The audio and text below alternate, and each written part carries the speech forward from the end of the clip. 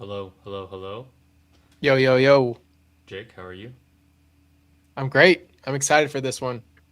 We got called out. Already? Didn't even start yet. Everyone, welcome back. Real Collectors, Fake Investors. I am Real Collector Ern. This is Fake Collector Jake. Fake investor too. How you been, by the way? We haven't really caught up. I've been good.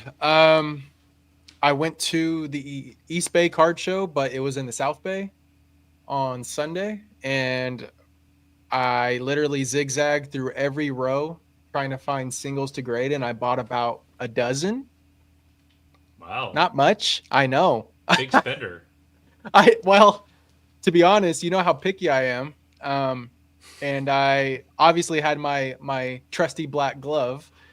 So Wait, yeah, tell me you're kidding. absolutely. You Tell know me I'm you're not kidding. kidding. Hyperhidrosis. You guys know that. Like my hands are clammy as we speak. So you were going around with Um, black gloves on? one black glove, like Michael Jackson. I'm Yeah. really happy I didn't meet up with you this weekend. I mean, I'm all over on who is it? Nuno and Ozzy's TikTok through trying to show how to find gradable cards, and I look like the mailman. But Let me answer this question real quick. Is there a reason why there's two streams? Yeah, there is a vertical stream for vertical viewers, and there's a regular stream for regular for viewers. yeah, So just so you know, we did this last time as well. So just want to yeah, clarify that early. So and you went to a we show with the won't. black. Go ahead. Oh, Go sorry, ahead. and I just want to let them know that we will see your comment no matter which stream they aggregate into Streamyard. So we're Yeah. good there. Jokes on you, Kai. We're gonna go for more than 2 hours. So enjoy your morning. Yeah, I wish I would have went to the show. I've honestly been like, I've had to slow down a bit just because of career change and also getting ready to travel, family stuff. I'm still buying stuff. I just just not as active as it was like 2 weeks ago. Maybe it's because the market's dead. Everything's Totally dead. crashing. So Absolutely crashing. Yeah, yeah. to the core. But yeah, Shall we? it was good. Yeah, let's do it. Let's run it. How have you been? Like with the career change, you don't have to go too deep. Yeah, good. You're Just remote just now. You're just driving around, right? Have you posted a video this week? no. That's part of the challenge, man. Is like I work from home, so I got nowhere to drive. You gotta you gotta do a coffee trip. How about this? Ooh, you do a video driving to the coffee shop, and then we do a cards and coffee episode on my channel. I think it's a I great idea. And then you're my Uber driver, and then we can do a video together in your I car. will say it here, dude. I don't know if I could record in person like you. Oh, Just dude, saying. we can go find a park or something. Sheesh. It would have to be a really nice location for Oh me to my feel gosh. comfortable. But no kidding. I think that's a good idea. Yeah, it'd be It's fun. really timing, dude. Like I'm doing like 10 plus hours a day just working and stuff. So it's Yeah. got to figure out the best way to record. I had some ideas to record from my desktop on different market stuff, but um, honestly, it's fine. It feels good to like relax and Yeah. like not have to be on top of it, especially as we go into the new year. So it's yeah, You're stuff probably not works. the only one that feels that way. Yeah, and market's down, and it's all crashing. So you know, welcome back, episode 6. Episode 6. It's been wow. It's been 3 months, man. Heck Thanks yeah. for sticking to me, Oh, sticking with me on yeah, this. I got you. Yep. Yeah. Yep. Loaded agenda today. A bunch of different topics. We're gonna do a little quiet. Yeah, You maybe guys bring sure your about mic a that? little closer. You sound fine to me, but Yeah. Hey, if you guys think I'm quiet, I'll speak louder into the mic.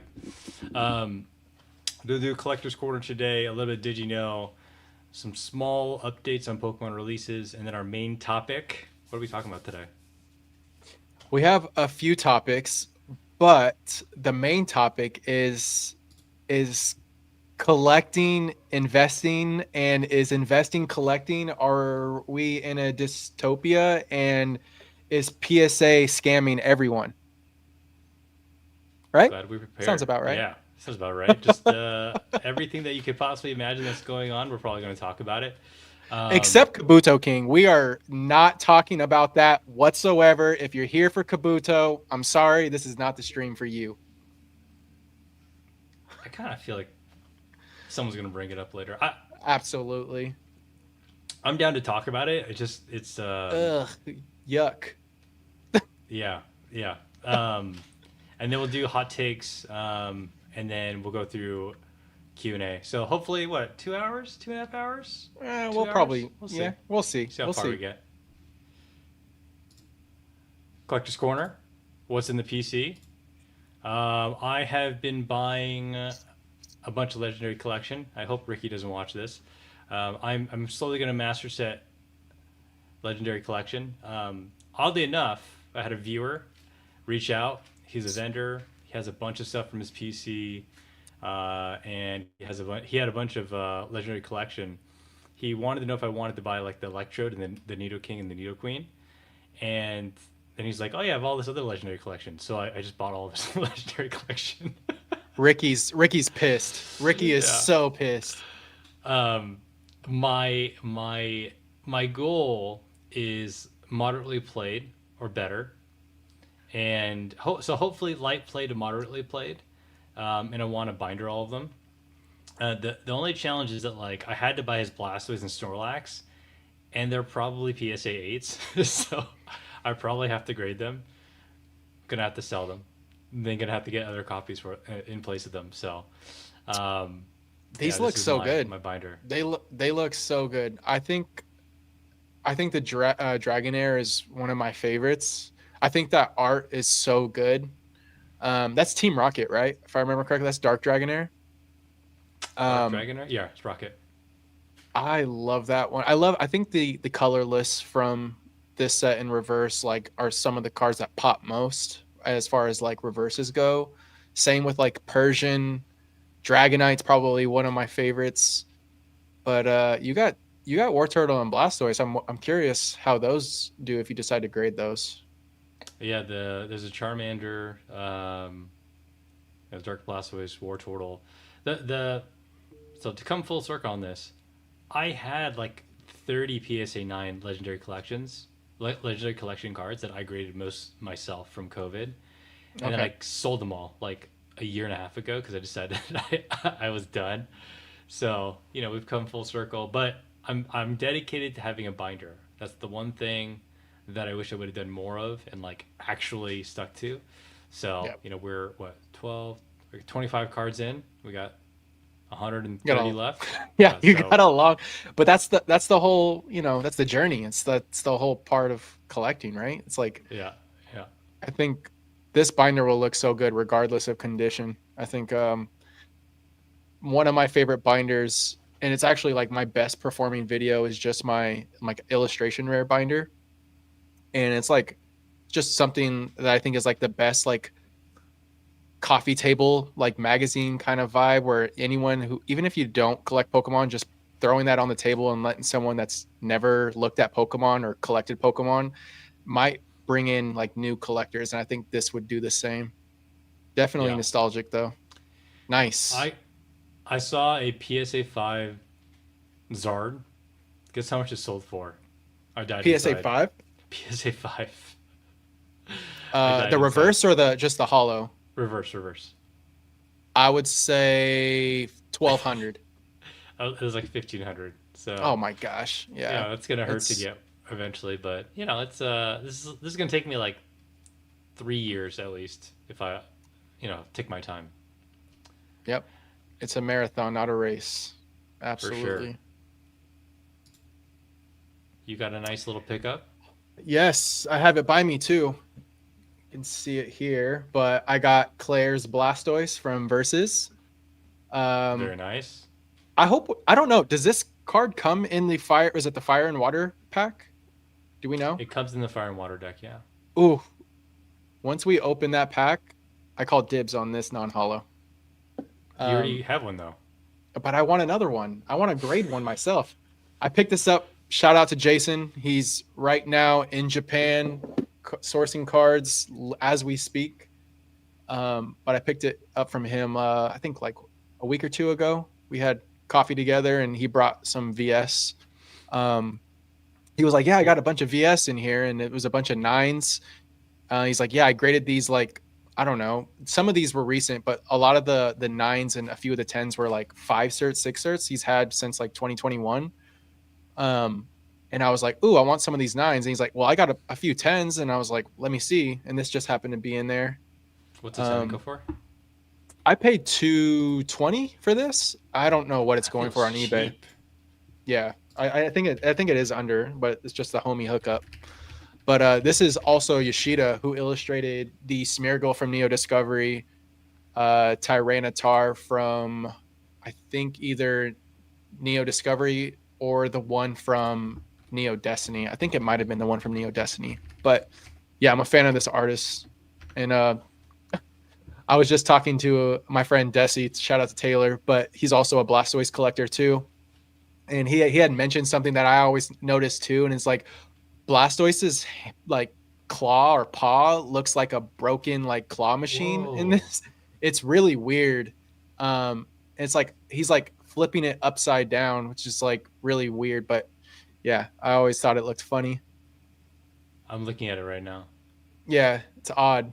But yeah, this is like one of the exclusive Blastoise cards that are only in Japanese, obviously it being VS, but there's also another partner Blastoise that's exclusive to Japan, and it's like the later VS era. It's Sid's Blastoise. Oh yeah, Sid's Blasted Um from Diamond and Pearl.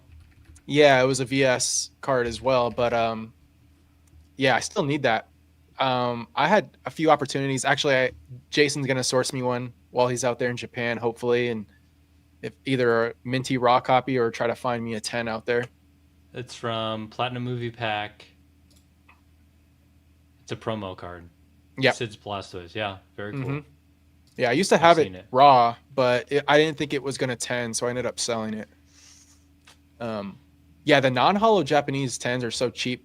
Some of them are just like instant clips, but this one, I'm glad I got to buy it from a friend and PC for forever. I mean, I've bought a few Blastoises and Squirtles from Jason. I got my McDonald's Squirtle promo, the bubble Squirtle Hmm. from him. I picked up the Cardass Blastoise and a 9. I think I got all three of my Cardass evolutions of Squirtle, Wartortle, and Blastoise from him.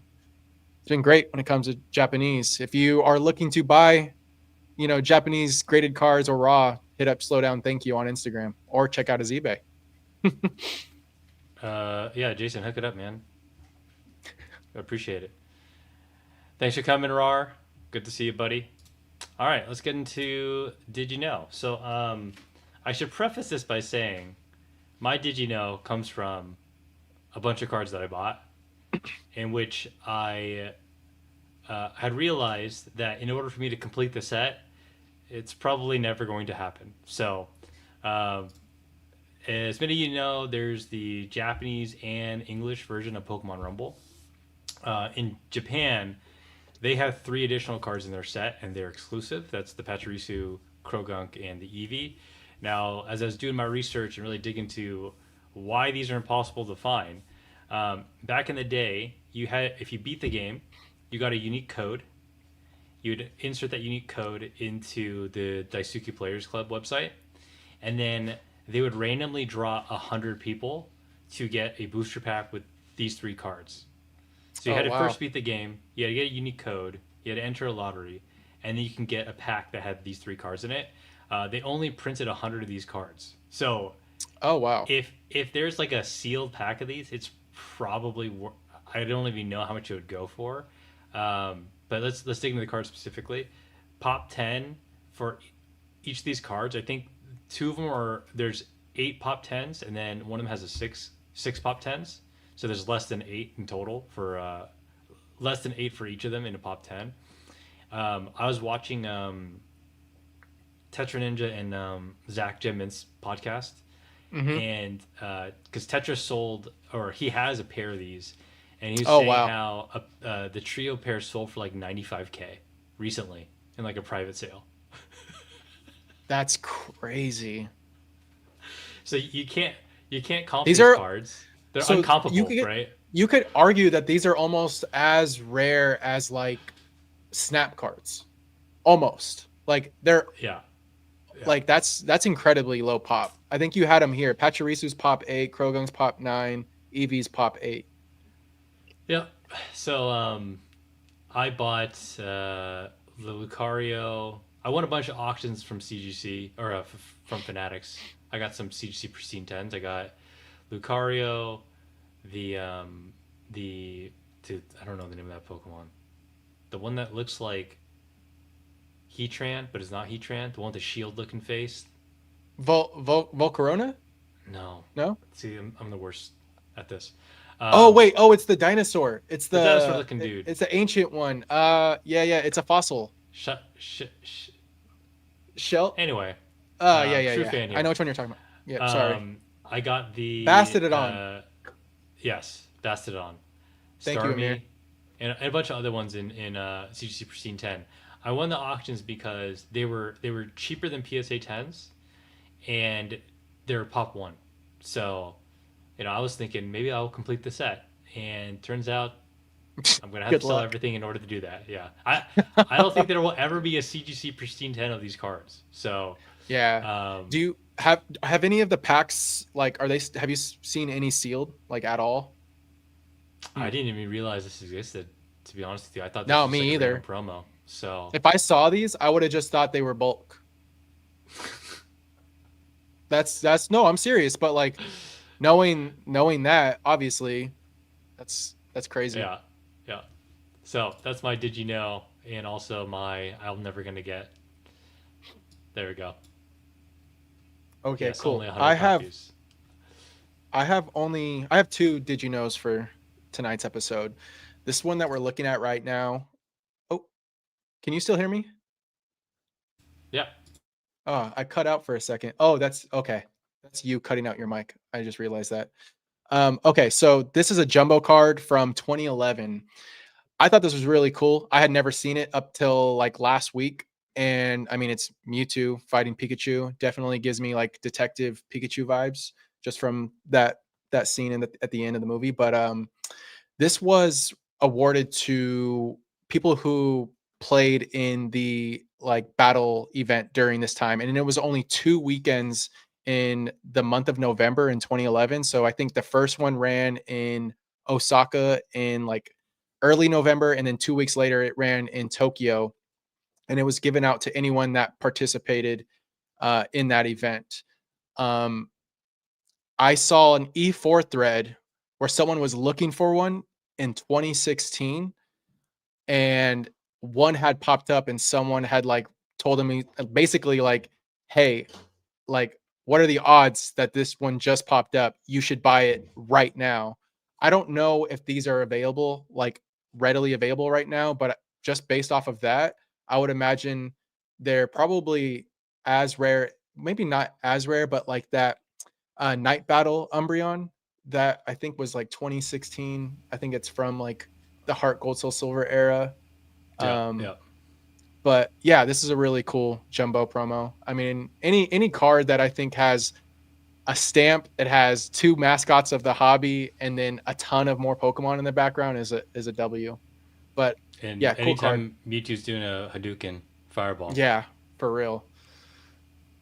looks Yeah, so sick. it's Did so you good. ever get one of these in the past? I have not. I only have the only two like jumbo cards that are like PC are currently at PSA, and they're box toppers from Legendary Collection. Um, which will sort of tie into my next did you know, just because one of them is the Legendary Collection Mewtwo as well as the Black Star promo Mewtwo. So I came across this while researching the previous did you know through someone's Instagram. I believe his name's Jason. I think he goes by like Jason from SG on Instagram. I think you follow him, by the way, Ern. But this is really cool. So on the left here is a Magic the Gathering sketch card with a signature by Christopher Rush. And this was a card, I believe, called Brainstorm. And it's an illustration of Mewtwo. And for those that don't know, Christopher Rush illustrated the Black Lotus from Magic the Gathering. And he also illustrated this Mewtwo on the right, which was a Black Star promo, and the only Christopher Rush Pokemon card that to ever exist in the Pokemon TCG. But I had never seen Mewtwo sketched on a Magic card by Christopher Rush, and I thought it was extremely unique. I think he picked this up several years ago on a PWCC auction. Um, Do you want to know why yeah, you haven't seen this, Jake? why is that? Because it's hideous. I knew you were gonna go say that, It- dude. It's so cool. It's so cool. I will. It's a goofy looking Mewtwo, but I think it's such a unique. It is. It's so funny. It is like the Sorry. most like robot chicken looking Mewtwo I've ever seen. But Our I think haters win this one for sure. yeah, that's so funny. Um, yeah, I think that's I think it's that's I think pretty it's also sick. really cool that the name of the card is called Brainstorm at Mewtwo Yeah, yeah, Psychic. And I think it fits really well in terms of like the color palette used. But yeah, yeah. I agree. really cool. It's a one of one, I would assume, and probably Oh, it locked is. away. It definitely is. And there won't be another one, that's for sure. Rest in Yeah, you're peace. definitely. Real, real quick, thanks to Galaxy Grails for the our Galaxy, our guy for the 5 gifted, and then Captain Han Solo. Thank you, man. Appreciate the 5 gifted. Legends. That's gonna go to our pool of degeneracy later. Anything else on this, Jake? No, that's it. Okay, I increased my mic, so I don't know what's Yeah, going on, but you're it good. should be all right. Pokemon releases. I think this is pretty hype, I agree. I actually really right? agree. It, Yeah, it it definitely though feeds into the they don't know how to complete things that they started narrative because they I do this can't. all the Yeah. time. Yep. But like Lucario Mega Z is that what it's called? Mega Lucario Z. Mega Lucario Z. Yep. I think it's cool. I mean, there's no Mega Lucario X or Y, right? Oh well, Mega Lucario X There's Mega is the one on the Lucario. left. Yeah. Oh, I see. Yeah, but Yeah. there's no There's Mega no Y. Lucario Y. Yeah. They need to fix that. Um, Or because not. as of right now, the only Pokemon that have X and Y variants are Mewtwo, Charizard, and Raichu. And now we have Lucario breaking that with Yep. Lucario. Um, I knew as soon as I heard Pokemon Z to A come out that we were gonna get a Charizard Z. It's it's happening. Like No, it's I know happening. that's probably gonna be the first Pokemon to get the complete XYZ. Um, but that opens a can of worms, and I like that because it extends the life of Megas. This probably won't be the last time we see Megas back in the TCG or in the video games. They'll probably circle back to this in the next 10 to 15 years with more Ys, more Zs, more Xs. And yeah, like think about it. For every Pokemon, you can have three more variants.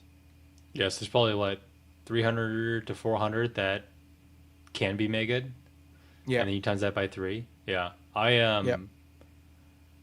I think they probably realized with VMAX and Terastal, Gigantamax and Trust. Yeah. gigantic. People were probably like, "This is kind of lame." Like Yeah. Terastal for me, I thought that was incredibly lame. I don't know There what they is were not thinking. there is not a single Pokemon that looks good with Terrestrial, if I'm being honest. I think yeah, no. Yeah, there's not a I, single Pokemon. Maybe Terapagos, maybe. Maybe because that one makes sense. It already has the jewels on it, so it's just like extending it. true, true, true. But yeah, I 100% agree. I wasn't even really a big fan of VMAX, if I'm being honest. I don't think there's a single VMAX Pokemon that looks better Eternatus, because but Eternatus kind of like fills that space anyway, right? yeah, yeah. And I mean, I guess VMAX Pikachu is also cool. It's fun. It's just like it gives me like old like WotC era fat Pikachu vibes, Yeah, which yeah. I think was intentional. But aside from that, yeah, I think I. It's funny. I think when Mega like Z to A was being like talked about when people didn't really know what was happening, a lot of talk about just like Mega as a gimmick was being brought up, and I think it's like people don't like gimmicks, but if you have to choose one, Yeah, Mega is the best option as far as like interesting design yeah, choices. I agree. But yeah, Um, we'll see a Mega Charizard Z, and it's most likely going to be green. I don't think like there's been like mock-ups of it, and it's like Green. really yeah, it's really going to be inspired by like a lot of the inspiration has been coming from Zygarde for some reason, just because Zygarde's related to XY. I What about don't know silver? the. It could. I would like that, but I think it's That'd- going to be green. I like my gut says green flame. Oh, green flame. Okay. Yeah. Paldean Fates Charizard. Paldean Fates Crystal Zard is sick. I think. So sorry, I should probably Okay. clarify. I'm not talking about the cards necessarily. I'm talking about like video game, anime, and then I guess the cards like the cards Here are like different because there's like different angles, but like in the and different games, it artists. does Yeah. not look as cool as as you would Yes. think. At least that's my opinion. I agree. And I think what happens is a lot of people jump to conclusions because they see like the three-dimensional version of these characters in the game, but like take a step back and think about what's possible. And I always like to like reference other artists that start this like I don't know how they do it, but some of these artists on Instagram are so fast with like some of the new designs. Like Pokemon will announce Mega Lucario Y, and there's like 100, 200 artists that are able to like illustrate Lucario Y in like this really cool way. And I just can't wait to see it come to the TCG because I think Mega Dragonite's a great example of that. Like a lot of people did not like Mega Dragonite as a design, but you see that card and you're like, The oh, cards look okay. sick. Yeah, Yeah. yeah, agreed. Anything else on this? No, that's it. We do have another slide of just like Lucario Y in a different pose, so you can kind of see it. But yeah, I think a lot of people's like issues with it is interesting because it seems like they think that it's like feminine. I don't necessarily see that. I think I can understand why, like some of the design choices, like maybe the this like the eyes or like the fur that's like draping down to the side, but doesn't necessarily give me like masculine or feminine vibes. I don't know. That's just me though. It can go. It can go either way.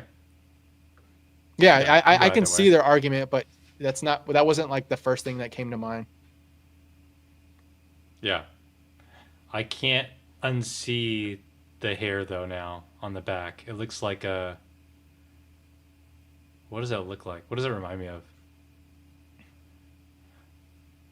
Anyway, looks like a cigarette butt with a little tail. Real quick, if you guys have any questions, we'll do a Q&A at the end. If it's relevant, we'll answer the question for the segment that we're in. If it not, we are going to move on, and then I'm going to star the questions at the very end. Cool. Start Deck 100, as predicted. Actually, I don't know if this is as predicted, because the previous Start Deck 100 did not have, like, the coolest exclusives. It just had exclusives. Yeah. Oh, sorry, I shouldn't say that. I don't even know these are exclusives. These are just the hits in Start Deck 100. Um, so it turns out in these decks, I don't know what the pull rate's going to be, but I think in the previous Start Deck 100, it was like one in every like 20 to 25 boxes or something like that, or decks, which essentially equates to like you have to spend at least $100, $150 to get one secret hit. My math Mm, might be wrong on that, but um, the Tangela, so good. Tangela, Tangela. Tangela, Like, yeah, not Tange because it's tangled. Tangela. Yep, yep, yep. Yeah, Huge fan of that card. I think it's great. A little bit of Erica, agreed. nice, very cool. The This I got a question Pikachu for though. you. Yeah, yeah. Does the Tangela? What did you say? Tangela? Tangela. Oh my Tangela, god. Tangela, Tangela. Tangela. I'm a Gen 1 or 2. Yeah, Does it look like the Hamburglar to you? it does. It's the Okay. eyes Got it. Yeah. and the black Maybe. strip. Yep, Yeah. Just wanted to make agreed. sure. What do you Yeah, think? I love it. I think I wish I paid attention to the artist on this one, but um, it looks like 80s 90s Japanese anime. Like I don't know, like the way Erica's illustrated in this, it doesn't feel like the American anime. It feels like an old like 80s 90s anime. Like Studio Ghibli? Yeah, something like that, I would say. Or yeah, I definitely see that. I love the colors. Tangle is just a cool Pokemon. One of my favorite Art Academy cards is the Tangrowth. That's like the one Art Academy card I think I would like to have. I just really like that illustration. Should have popped it up on this, but it's like such a cool card. Knowing that someone just illustrated that on a DS just blows my mind. Yeah, I gotta pull this up. This is sick. I have not seen this Yeah. before. Wait, really? Yeah. Oh wow. Damn, I should have threw it in. That's like one of my favorites, if not my favorite. I have never seen Yeah, that before. yeah, it's so good. Very cool. How much is it? Very Yeah, expensive? very expensive. Yeah, I know Nice. someone. I know someone that owns it in like a BGS 9, if I remember correctly. Yeah, that was illustrated on a DS. Like that's impressive. But I really love the art style. Um, I think Tangrowth is cool. I also like what they're doing in that. What is that? Pocopia with like the doctor. Have you seen that? The Yeah, Doctor yeah. Tangrowth. Procopia?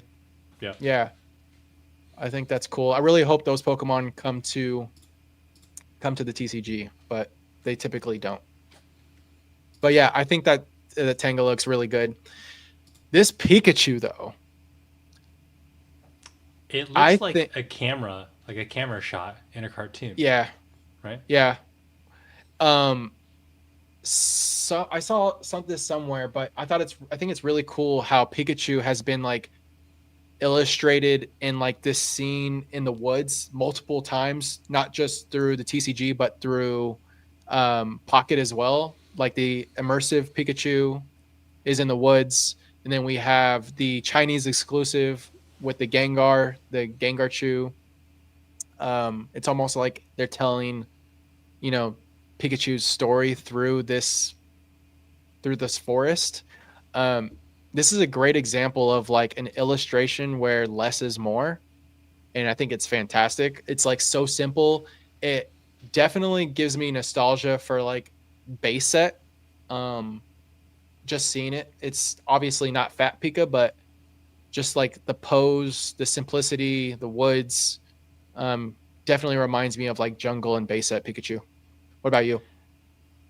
I like it. Like it looks like it was taken in the cartoon from a camera, and it's like an old shot. I was gonna say there's a lot of compliment coming from a guy who doesn't like Captain Pikachu, by the way, which is a very simple card. That is, don't get me started on that. It's goofy. Anytime Pikachu's wearing anything other than the fur on his back, and I'm disappointed.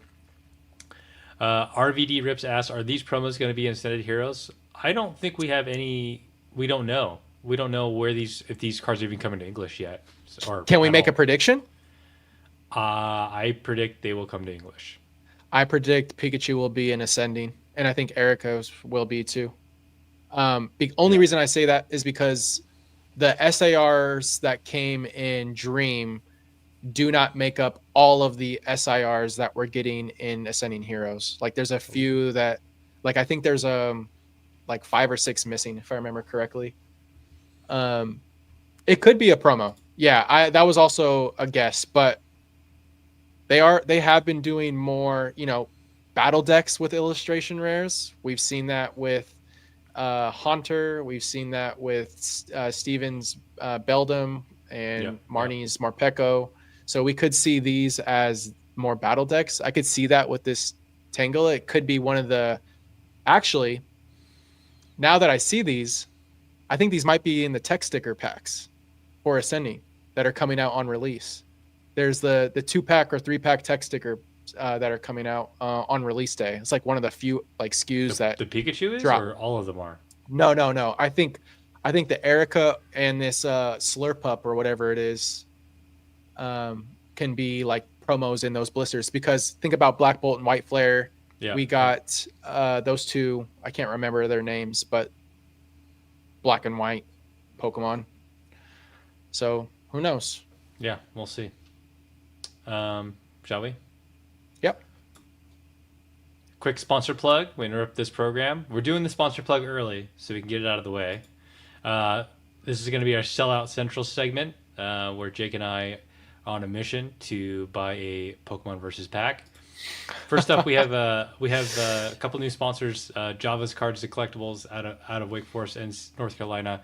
I'm sure many of you or some of you have heard of Java. He's a good friend. He started a cards business from the ground up, and it's doing well.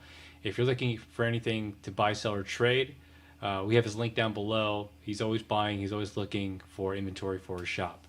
You got anything to say about Java? I would definitely check out his YouTube. He did a great video on tag grading.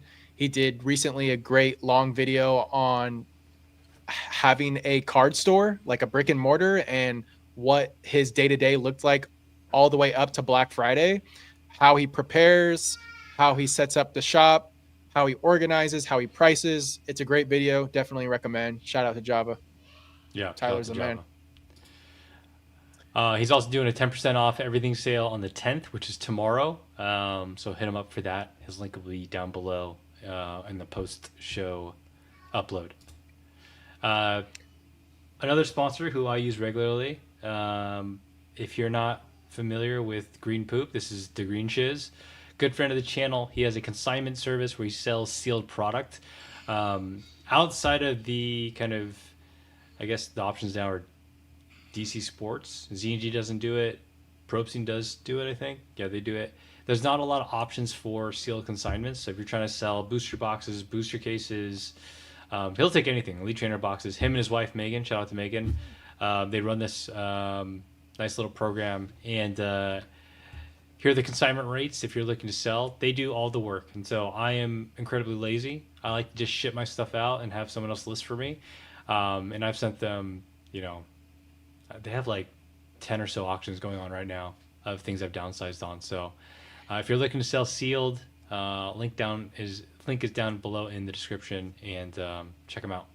I also want to add that they sell everything TCG. If it's sealed, factory sealed, they will sell it. Loose packs, booster boxes, sealed cases, and everything in between. Also, Probstein is known for not having great customer service or much of any customer service. Platforms. Or bidding platforms. But something that the Green Shiz really prides themselves on at the Sealed Shiz, they really do a great job with customer service. So if you have any questions, feel free to reach out. They will respond. Check out their link in the description. They have a form that's really easy, how to ship stuff, and they even tell you like what boxes they recommend. So yeah, shout out to Josh, shout out to the Green Shiz. He's killing it. Yeah, and they are the only consigners who, if I politely send a Google sheet with how I want things titled, they will actually listen and comply, which I appreciate. If you're a sponsor, hit us up. Your ad will go here. We need to give Mr. Mime a nice little break.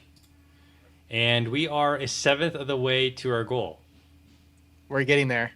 We're getting there. So we're going to use all the proceeds from this stream, if you are a member or if you tip or donate.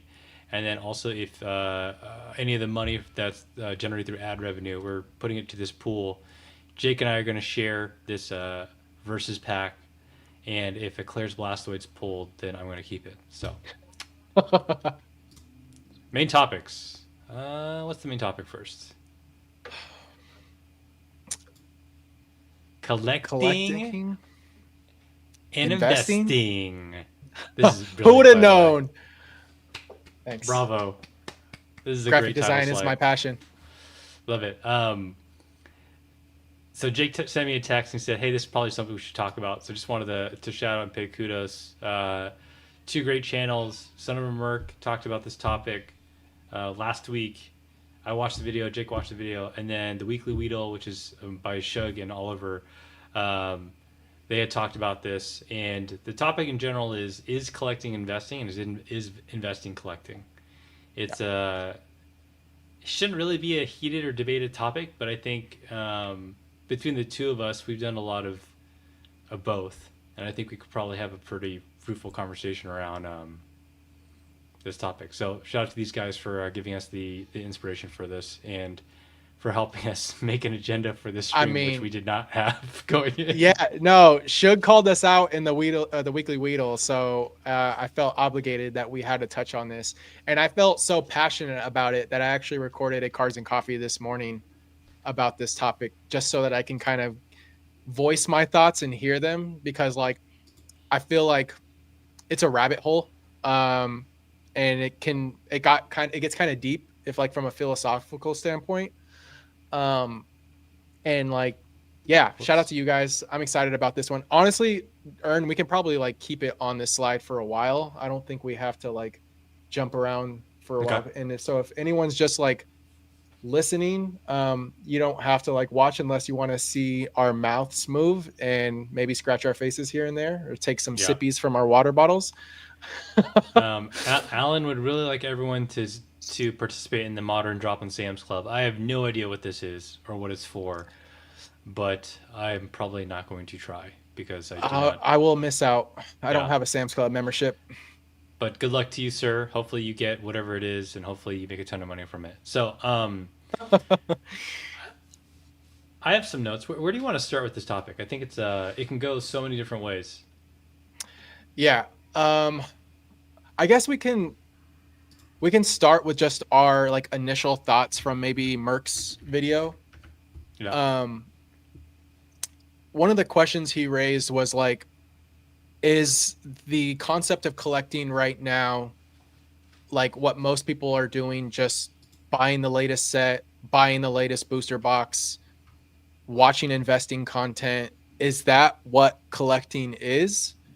Um, and I think like short answer is yes, but also to me it feels like it's just like a moment of what a collector is, an era of collector that's new to the hobby. Like it's so funny to me how we can join this hobby at different points and have completely different experiences, but I think that like what we see through content is a lot of the same. It's investment content, dollar signs, and that's what I see a lot when it comes to a lot of the new vendors that have been popping up. That it's just like, how can I flip? How can I make the most money super quickly?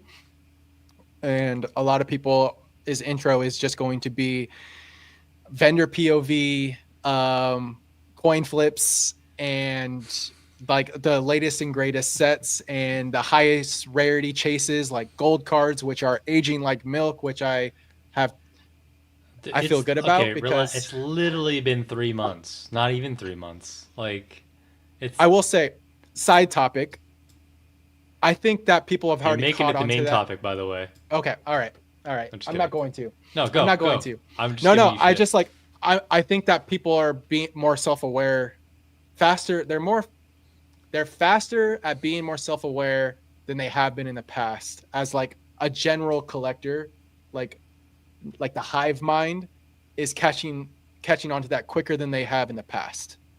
Um, but I think what Merck is asking is like, is the idea of investing collecting now? Like, is that what collectors do?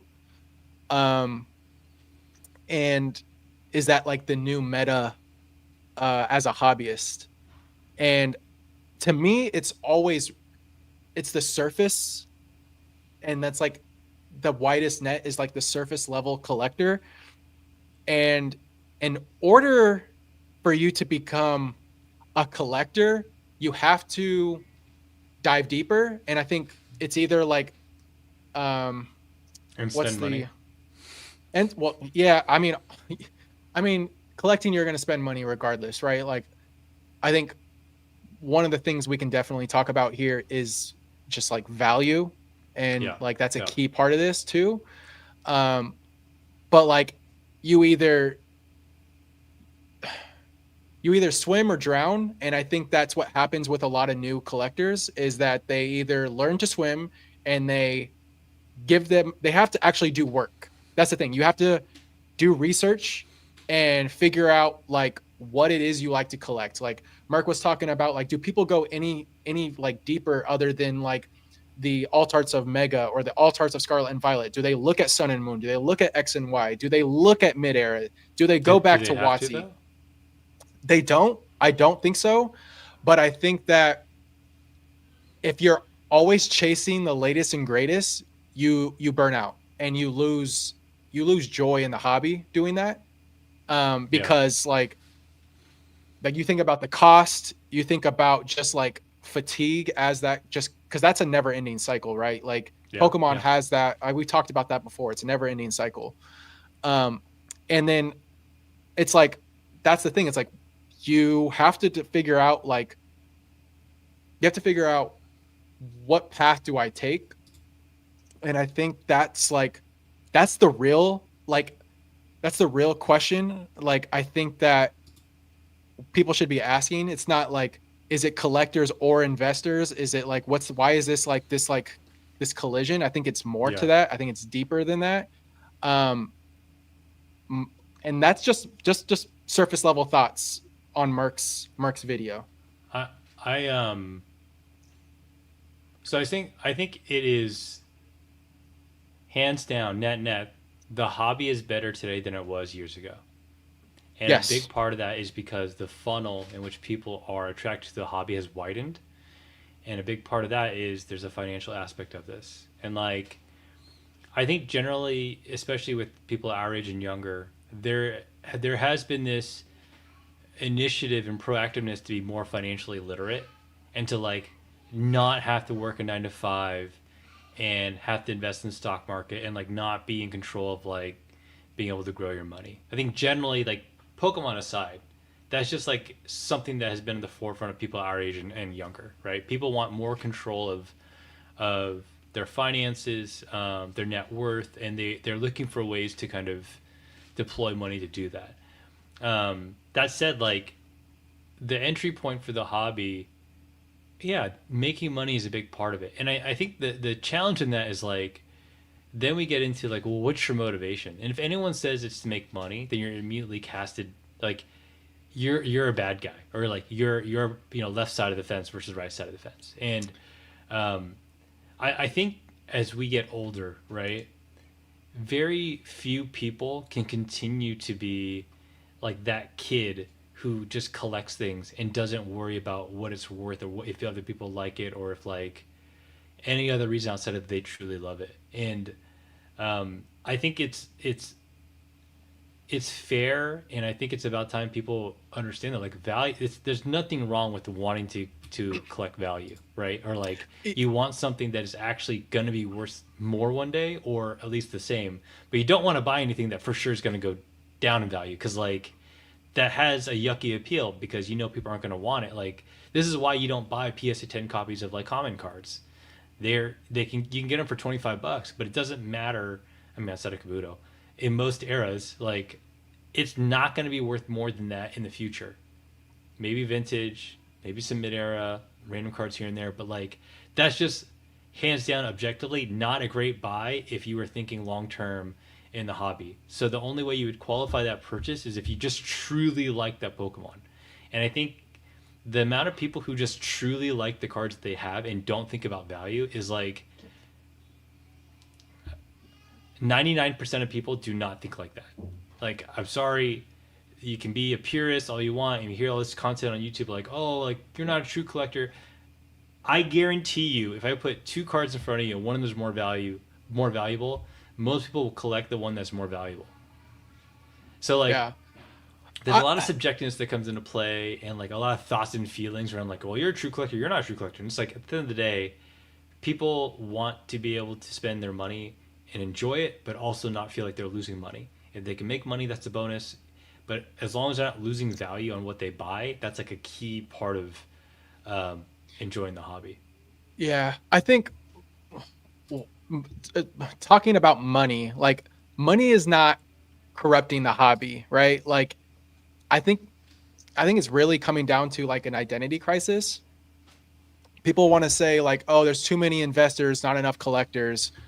But I think the real issue is people don't know people don't know who they are in the hobby anymore. A And I hundred think percent. collectors will feel defensive. They'll be like, "Oh, do people think that I do this for money?" Or investors are going to feel like they're invasive because maybe people think that, "Oh, I'm only here to make profit."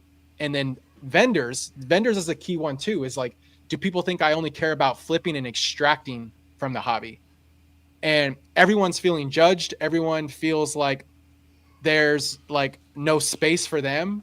But honestly, it's just because there's no like shared definition of what it means to participate in this hobby. Like Or to be a at, collector. or to be a collector or investor, like whatever it is. That's why I started Cards and Coffee. The very first video, I think I talked about you, Ern, and I talked about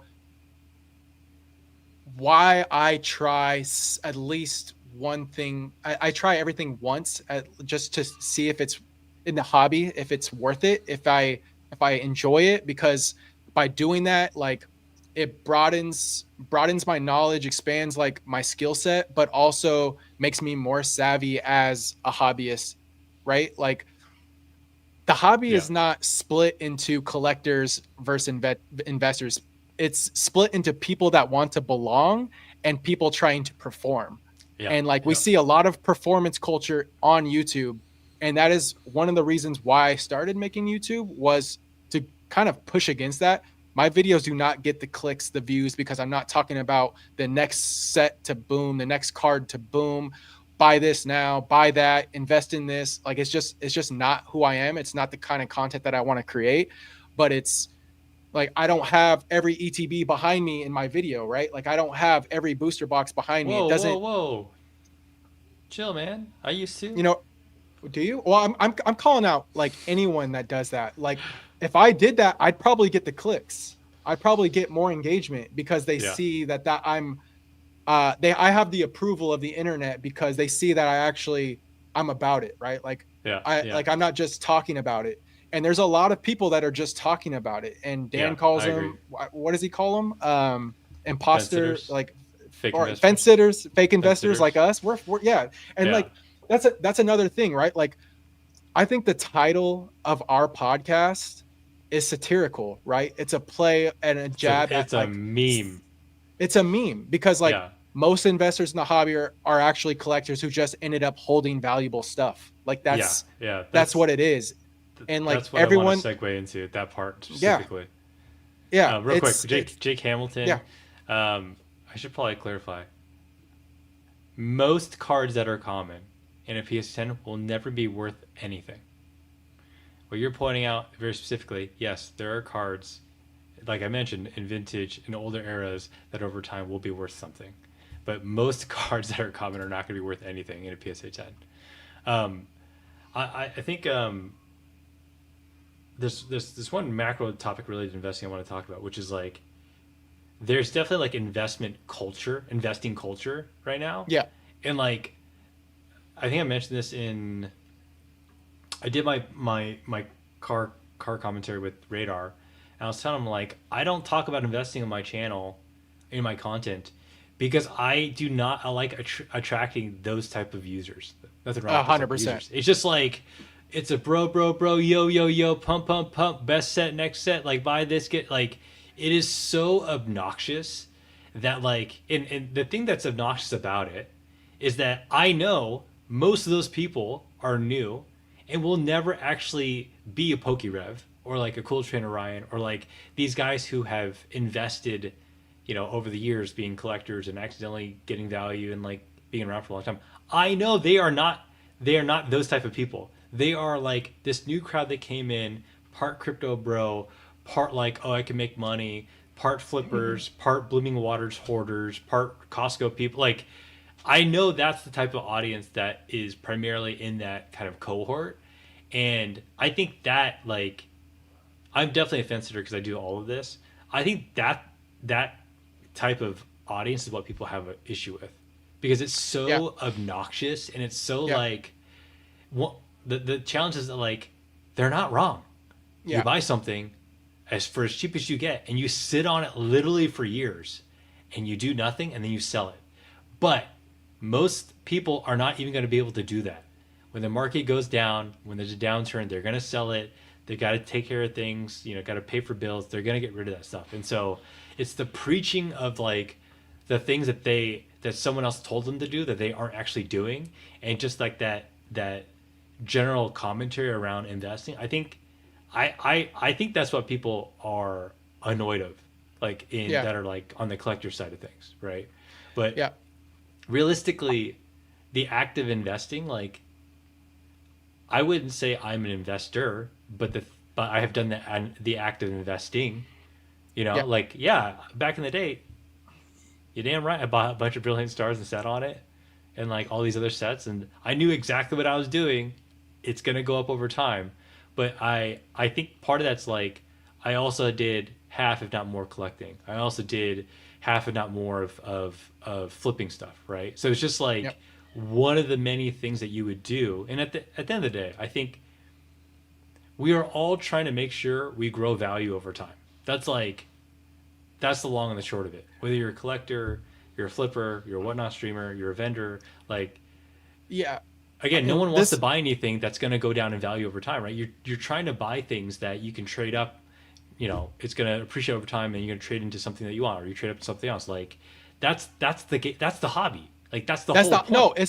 it's not even just Pokemon though, right? Like they're interacting with a collectible that has investment baked into its DNA, regardless of the market ups and downs. Like it's there, and like something that I thought was really interesting in the podcast with Shug and Oliver was Oliver saying that he said something like, "I'm a Pokemon investor, but it was by accident or it's by force, right? It's almost like he's the accidental investor."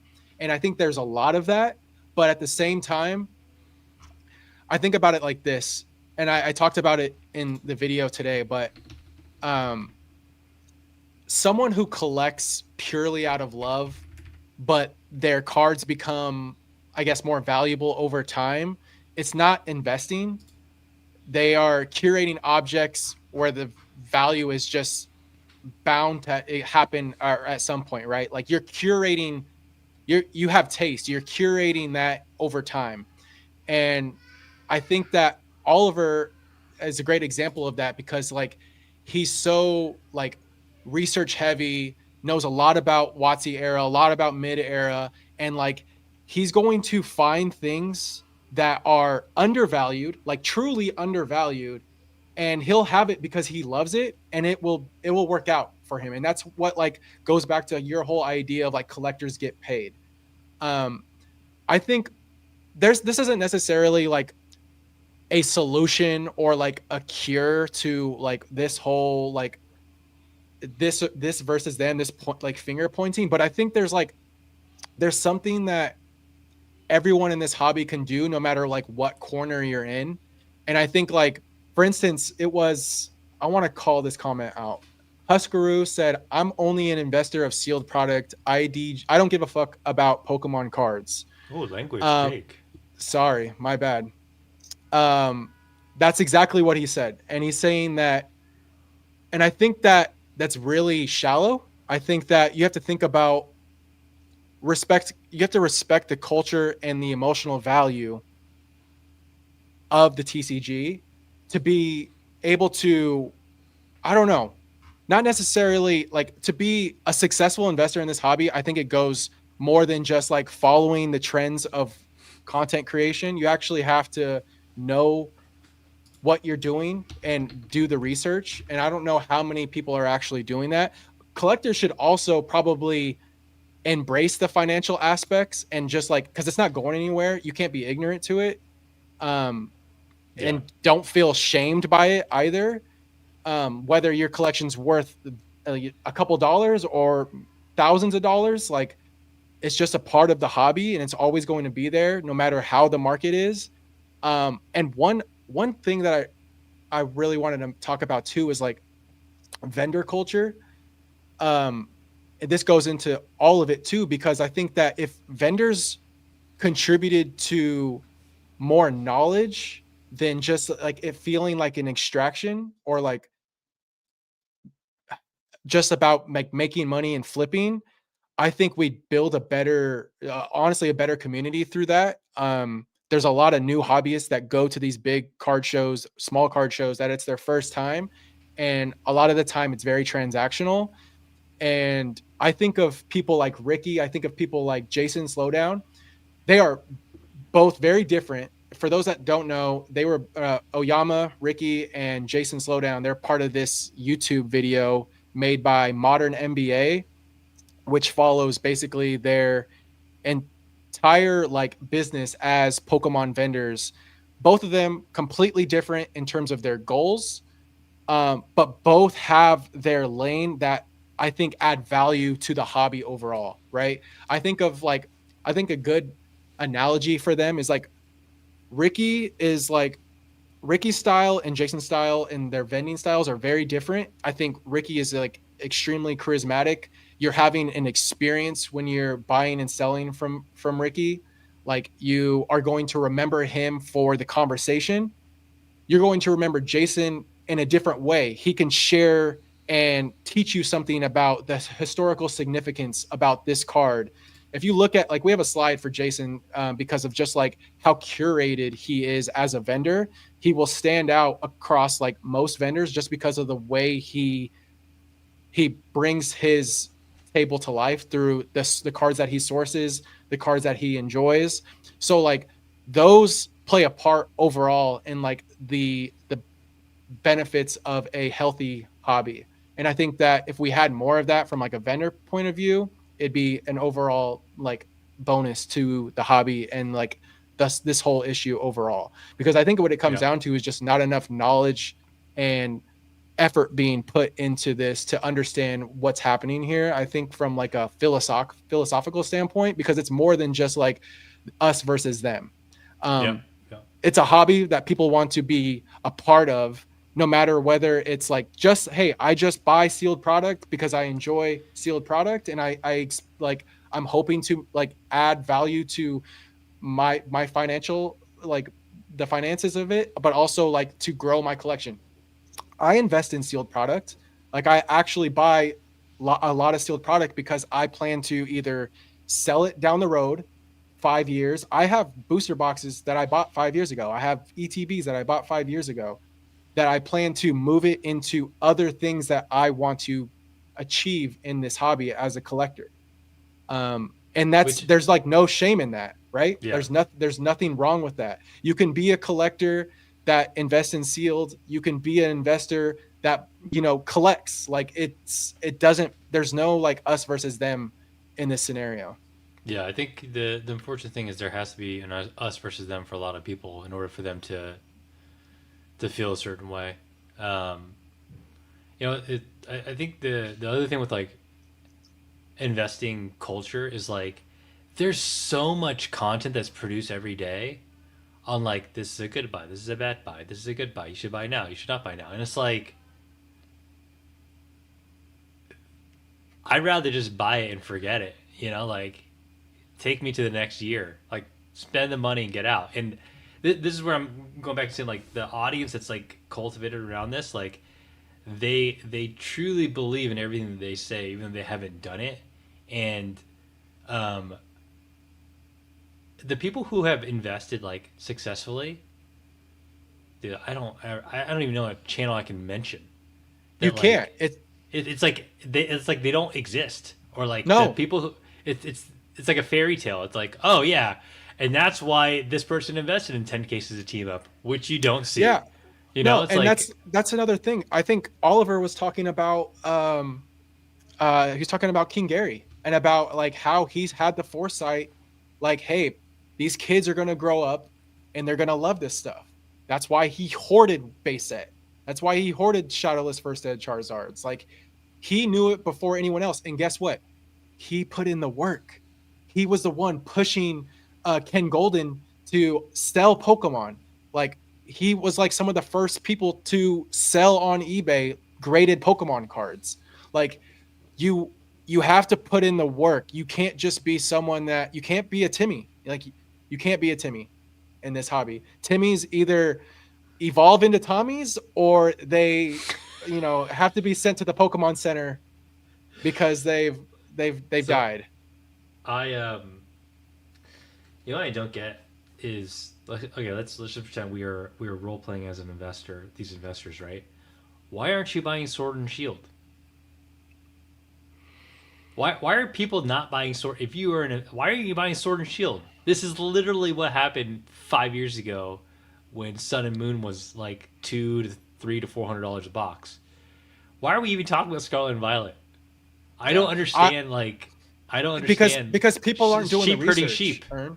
Well, it's Yeah, sheep no, herding that's sheep. It's like, yes. what are we talking about? Go buy Sword and Shield while it's still cheap. If you literally want to, you know, history to repeat There's itself. there's plays with Destin rivals right now that people aren't even paying attention to. Like there are That there that's are when that's a coin flip. Though no I can understand no, why but people would not. yeah, here's the thing. Oh, you mean that instead of the There's rest of Scarlet and Violet? not just the rest of Scarlet and Violet, but like they're like people are so hyper focused on ultra modern booster boxes as like Yeah, I understand why, but there are other opportunities that have a lot more value currently in this market if you're looking to play and spend. the long game. Um, yeah, and obviously the long game's always going to be there, um, but like yeah, I don't know. It's a heated topic. I already got heated up thinking about like all this is it's a lot. I don't know. It's really Yeah, frustrating because I think that like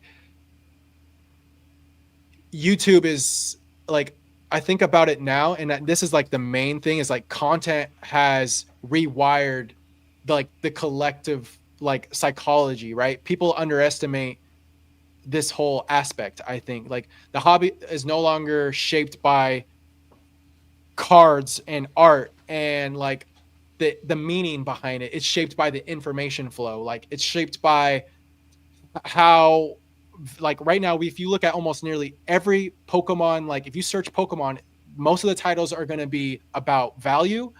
The framing of the video is going to be about price, and then the magnet that keeps people back is the potential profit, not the actual profit, yeah. but the potential profit.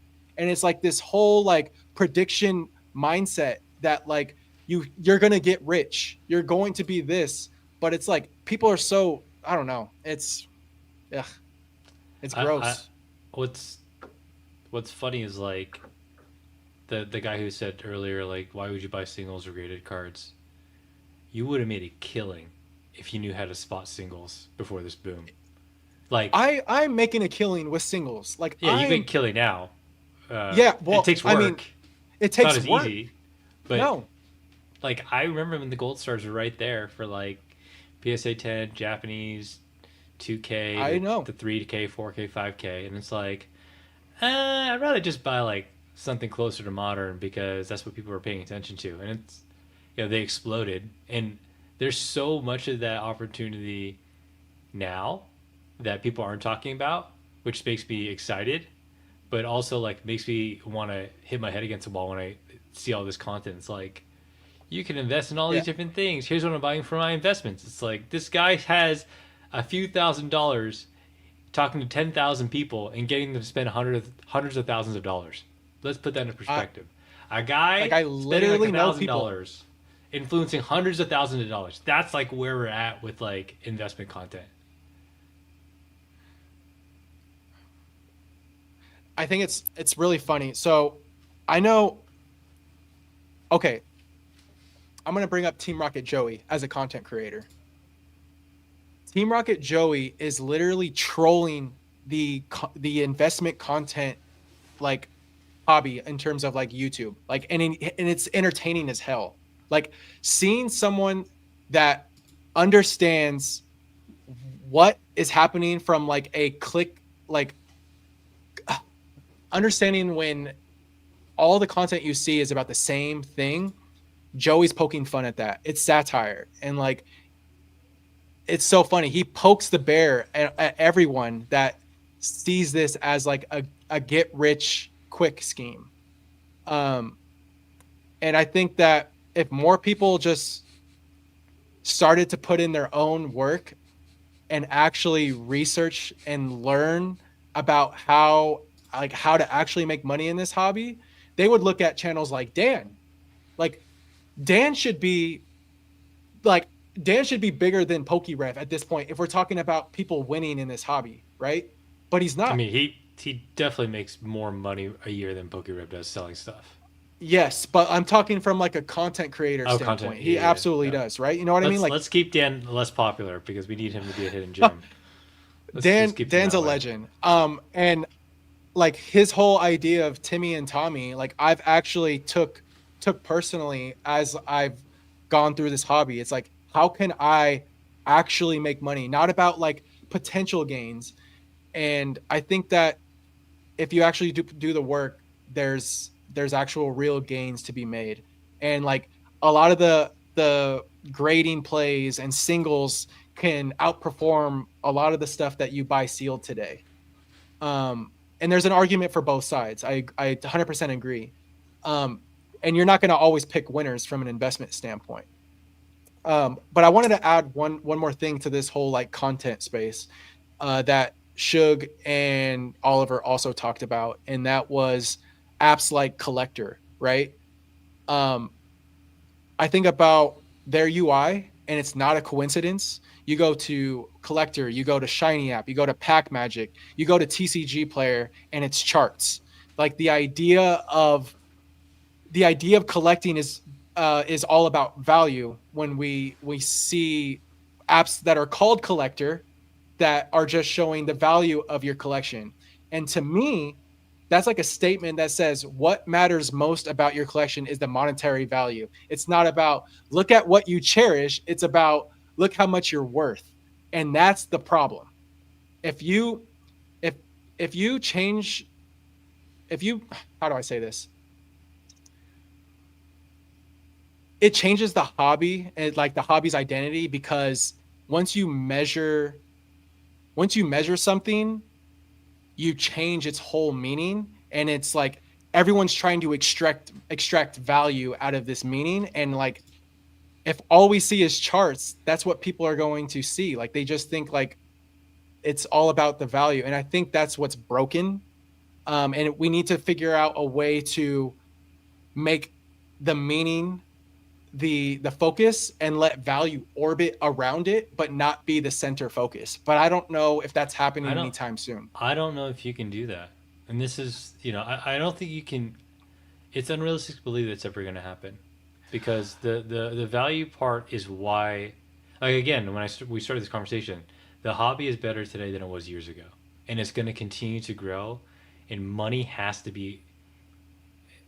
I'm not saying it has to be at the forefront for everyone, but it definitely has to be part of the equation. Because if this is just all like loving characters, which we do and a lot of people do, like then it's for kids and only Yeah. kids. You know what I mean? Like kids don't care about the value. I mean, most don't. And I think that's I've I come think to it's okay. accept I that think it's okay. It's that's like a just how it's gonna self-awareness. be. Yeah, and Yeah. then part of that is like you're gonna get a cohort of people who are just like money hungry all the time, and all they want to do is figure out how to make money. All they want to do is flip. All they want to do, and like they don't know anything about the IP. They don't even know how to spell say Tangela. Is it Tangela or Tangela? Tangela. Jeez, Ern. Said it like 100 times earlier. Whatever. Damn. A hamburglar in a bush. But it's like I kind of just accepted you can't you can fight it, you can have an opinion No, on it, and but it's never gonna that's change, right? no, and that's not what I'm saying. I think it's not about like the future of Pokemon collecting is not about removing the investment side, and it's not about pretending value doesn't matter. I think it's finding an equilibrium that makes sense, that value and meaning can have a balance. That's all I think it comes down to, because right now it's very value focused. And I think Yeah. that's where a lot of people are getting the ick and are depressed because they can't get product. They're not able to have meaningful conversations with other people because it's all about value. Something that comes to mind right now, just saying that, is Pokeka Talks podcast. I think that's J Love and what's his name? He runs Poke Guardian. Um, Lugia, Primal Lugia. yeah, well, they have a podcast and they were talking about how they're just they were in like a dark, like it just feels like they're not enjoying the hobby because of like a lot of the things that we're talking about. And I've been in that mindset. I've talked to Retro about that personally, like about a year ago, just like having that like negative mindset and also looking in the wrong places to like find the joy in the hobby. Yeah. And I think a lot of it comes down to actually looking at yourself and not pointing blame. Because something that bothered me that they said was that they were trying to have conversations like On Twitter. meaningful on Twitter. Yeah. Yes. What a Yes. Oh war my God. zone. What I a do not dude. use Twitter anymore. Oh my God. No, you're looking in the wrong place. You're going there to have a toxic conversation. You're going to have like, it is the most toxic place. Like in terms of social media, I think It that yeah. is by far like the worst. Like Every hands conversation is down. it's an open door policy because you can Yeah. see every tweet and respond to everyone and Yeah. yeah. And That's yeah. so to me, I see that as they're looking in the wrong place to find that joy, right? Like I found joy. The reason why Cards and Coffee started, it was because I was doing that in real life. Like I'm going out with friends, meeting up with our cards, our binders, our slabs, Pokemon memorabilia, and having conversations together in a live space. Now I understand that not everyone can do that. It can be hard to, like, especially if you're married, you have kids, or you live in a deserted island. I don't know. You can't do that in person, but you can find ways to build that healthy community that's not only just like happy go lucky, but motivating, pushing you in the right direction. Like I think that's a good example of that is just our podcast. We keep each other accountable. Accountability in this hobby is huge. Like it it does a lot for someone. And I think that that's why we have 97 people watching right here, because they're looking for a place to share their thoughts, their feelings, not feel judged, and poke fun at me for, or poke fun at you for calling it damn Tangela 10 times in a row. Tangela, what was it? See, now you're messing me up. I'm hot, guys. I'm You're a hot. fake collector, man. Yeah, but like Um, I think I understood. I understood. Back to what like Julian and gosh, I wish I remember his name, but Poke Guardian were saying, like Primal Lugia. Lugia, be the change you want to see. And I think like as simple as a simple way of putting it, but like you can cry about it, but you are always just you're gonna be crying in a room with a bunch of other criers at the end of the day if you don't try to like change your mindset and look at like how you can fix this yourself, Yeah, not how you got others to can fix this. Pokemon company ain't fixing your hobby. They are gonna do what they're gonna do, no matter what. And then like yeah. right now is a great example of that. You got to protect your peace. Like Yeah. I've slowed down over the last 2 weeks. I mean, it sounds so dramatic because it's only been 2 weeks. Because I just like, I just want to chill a little bit, Yeah. and it's fine. I'm making less money. I'm not selling as much, but Yeah. I feel good. Yeah. It's totally fine to do that. I also think Agreed. like social media and YouTube. It's like if you like to complain, here are other people who like to complain with you. Have at it. Yeah. Yeah. It sounds depressing. Like I when it's like I've been in that mindset, so I'm not judging, but like you are going to breed that whole vibe, that whole feeling around you with others if that's all you do. Yep. Yep. I agree. You wanted to talk about collector and shiny and the No, apps. I basically all I was talking about earlier is that like we're seeing charts, they're all doing the same thing. Value is the focus. And I think it's really weird that they're called collector. Um because all they show you is whether you have a green chart or a red chart. But you can And hide your portfolio value, right? no, yeah, I'm saying that. I'm not saying that personally. They're telling you like, hey, look at what you're worth, not look at what you cherish or like the meaning behind those cards. Like their whole angle is not what they're trying. Like go to anyone that's like watching on a browser, go to getcollector.com right now, and I think the first thing, what did they show you? I thought it was hilarious. We're never going to get sponsored by Collector, by the way. Step up your I'm never gonna game, get unlock. sponsored because I have a bad time sticking to these things and using them. But like Step your game, unlock a new way step of your collecting. unlock a new way of collecting, a new way of collecting, and what they're showing looks like I'm looking at Robin Hood. I mean, this guy has a $12,000 vintage collection. Not too bad. Not- Look, up. What is that? Up. What is that? 15% in the last 30 days. This guy's killing it. yeah, I don't We gotta know. buy Like, these. Base two. I mean, there's some alpha yeah, for you. but that's the whole angle. Like, nothing about this screams collecting to me.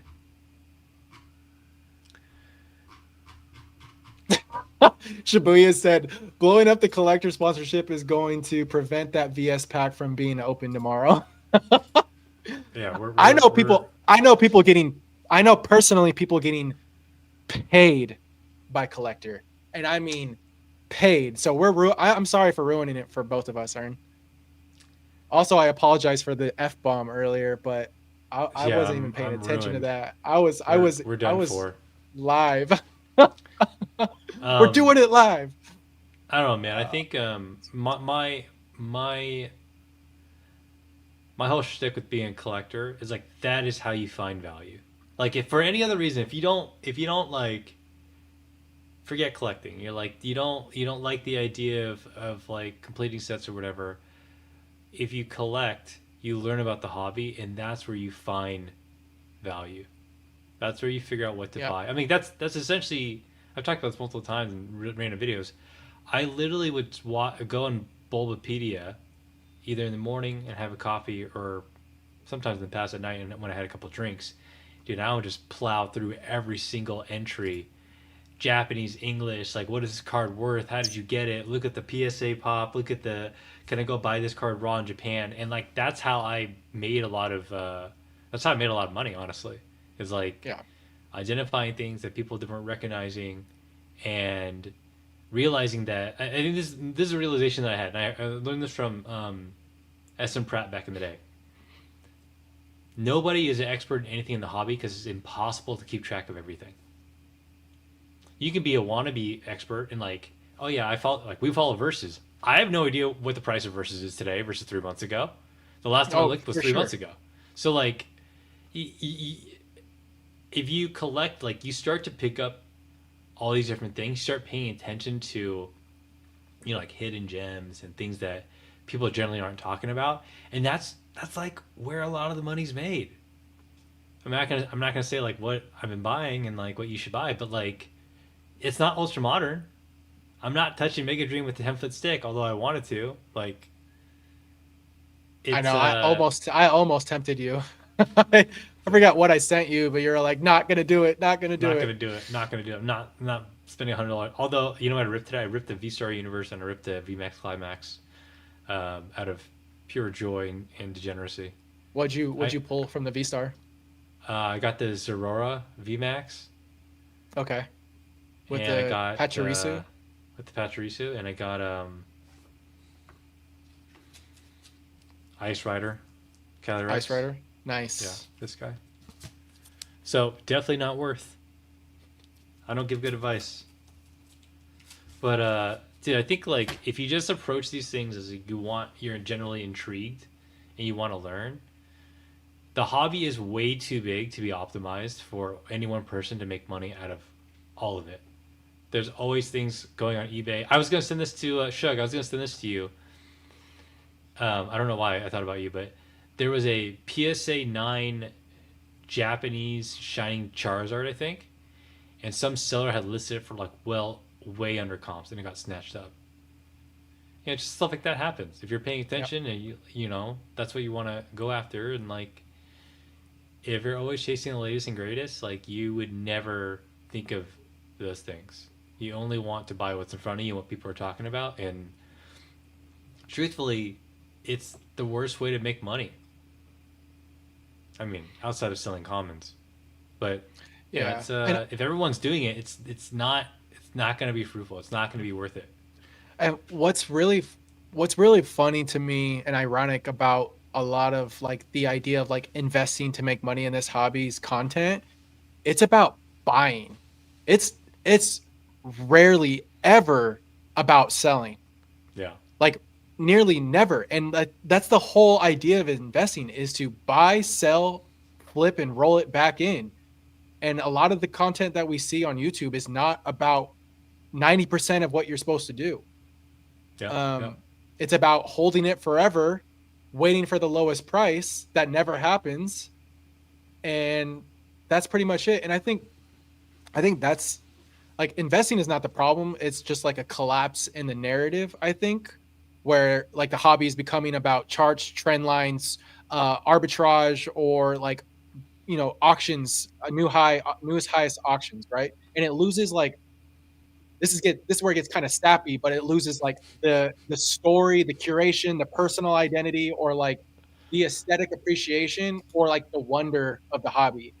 Um, I don't know, and I think that's I, just the unfortunate reality. But like, there's a way to change your mindset, and I feel like I've figured it out personally what works for me this past year in order to make that like the hobby that I want to be in. yeah. I, so I will say, the duality of investing versus collecting. I think this is an important topic to talk about.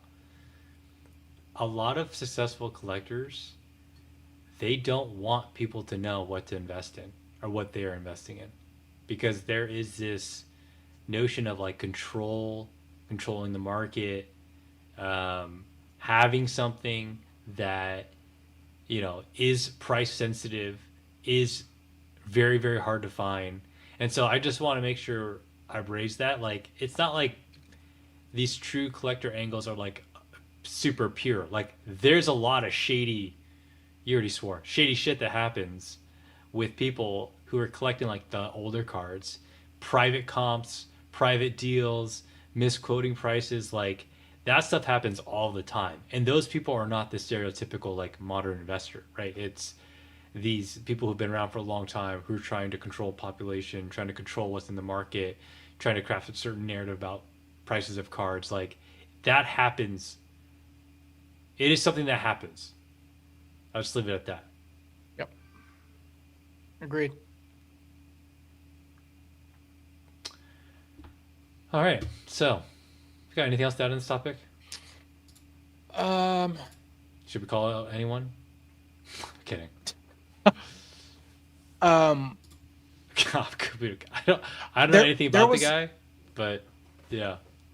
I okay. I might be wrong here. I might be Go wrong Jake, here, go. but doesn't like a large donation to a charity like St. Jude potentially give you like a large tax benefit?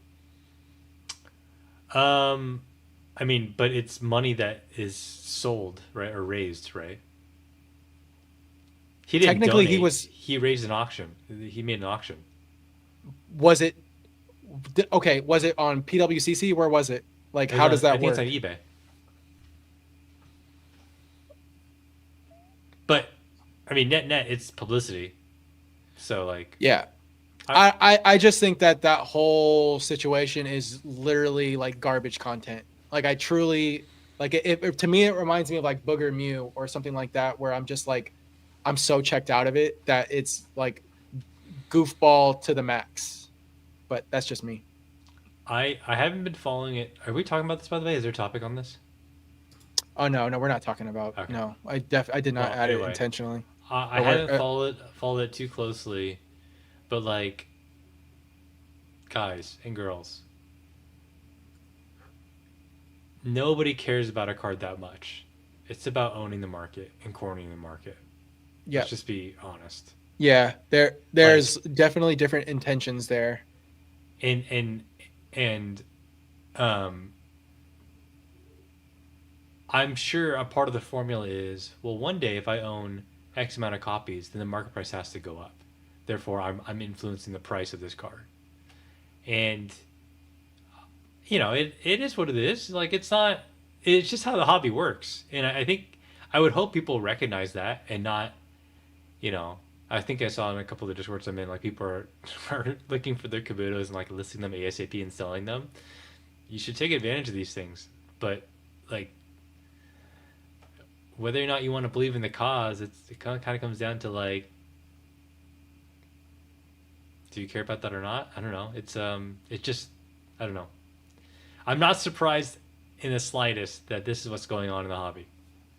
Yeah, yeah. It's just more noise. Yeah. I wanted to add Also, one oh, more go ahead. thing just to the overall topic that was brought up by Suge that was talking about J Love's podcast, but they had mentioned why aren't investors going and just buying silver, gold, and gems? And I think that's Oh, just right, like right, a right. I want to to talk about me, that too. Yeah, yeah. yeah, I think that's just like a real weird like take, if I'm being honest. Like there's something about Pokemon that breeds community that people want to be a part of. So it's a it's a physic like silver, gold, and gems do not have a hobby culture like Pokemon does, right? Like it does not have a community like we do. And if they do, it's probably aged by like 30 years our senior. Like I'll be honest, like that doesn't seem like an enjoyable like investment uh approach, or like I don't know, to me it doesn't translate in the way you would think. Well, Like Pokemon cards are like, they're emotionally charged, they're nostalgic. Silver, gold, and gems aren't any of that. yeah. Yeah, I agree with you. I was just gonna say, like, why would you waste your time on trying to debunk someone else's justification for why they want to do things? Yeah, Like, what's the point of having that debate? And like, what are you going to prove? You're not going to prove anything. If someone wants to invest in a Pokemon because they think it's a good investment and they like the IP, it doesn't matter if gold and silver is a better investment. Like that's why they chose that. And I think like this goes into people generally spend so much time on like trying to get other people to change their motivations and what they believe, and it's like it is such a waste of time. Like it is such a waste of time to the point where like you're just gonna drive yourself mad trying to get people to believe the same thing you do. yeah, So, um, yeah. It's like it to me. It screams like, I don't know. Like the vibe that I got from it is like, "You get out of my hobby," and like it's yeah, it's just, very gatekeepy. yeah. Yeah, And which I'm not a fan of. nothing, yeah, and not a fan of, but like and nothing against Julian and Poke Guardian. I think they both have their place in this hobby. They've been here for a long time. They're both knowledgeable. They both appreciate the art, and I think in some level they are probably Pokemon investors too. And I think that's fine. Man, we've been calling people out left and right. Did not think we would get into this today. Okay. I, I think Um, it just comes with the territory of like investment collector conversations. I think like we can't like we can't talk about this without referencing something or someone. Um, yeah, yeah, yeah, yeah. All right. My rule of thumb is don't yuck someone's yum. I love that. That is awesome. Yeah. But my counter rule of thumb is make sure you make sure you like what you yum. Make sure you Yeah. mean. Make sure you Make sure you Tangela your Tangela. make sure you know what you're yumming, and don't be a fake. Yeah, I think my thing is tell me what you really believe. Like if you really Yeah. like it, that's fine. And that going back full circle, like these modern investors, you don't know what you're talking about because you've never done it. Therefore, Yeah. I'm gonna yuck your yum. I think what it comes down to, honestly, is two things. Investing without narrative becomes hollow, and I think collecting without awareness is just it just becomes you become naive. Like that's what it Yeah, comes down to. yeah, Like agreed.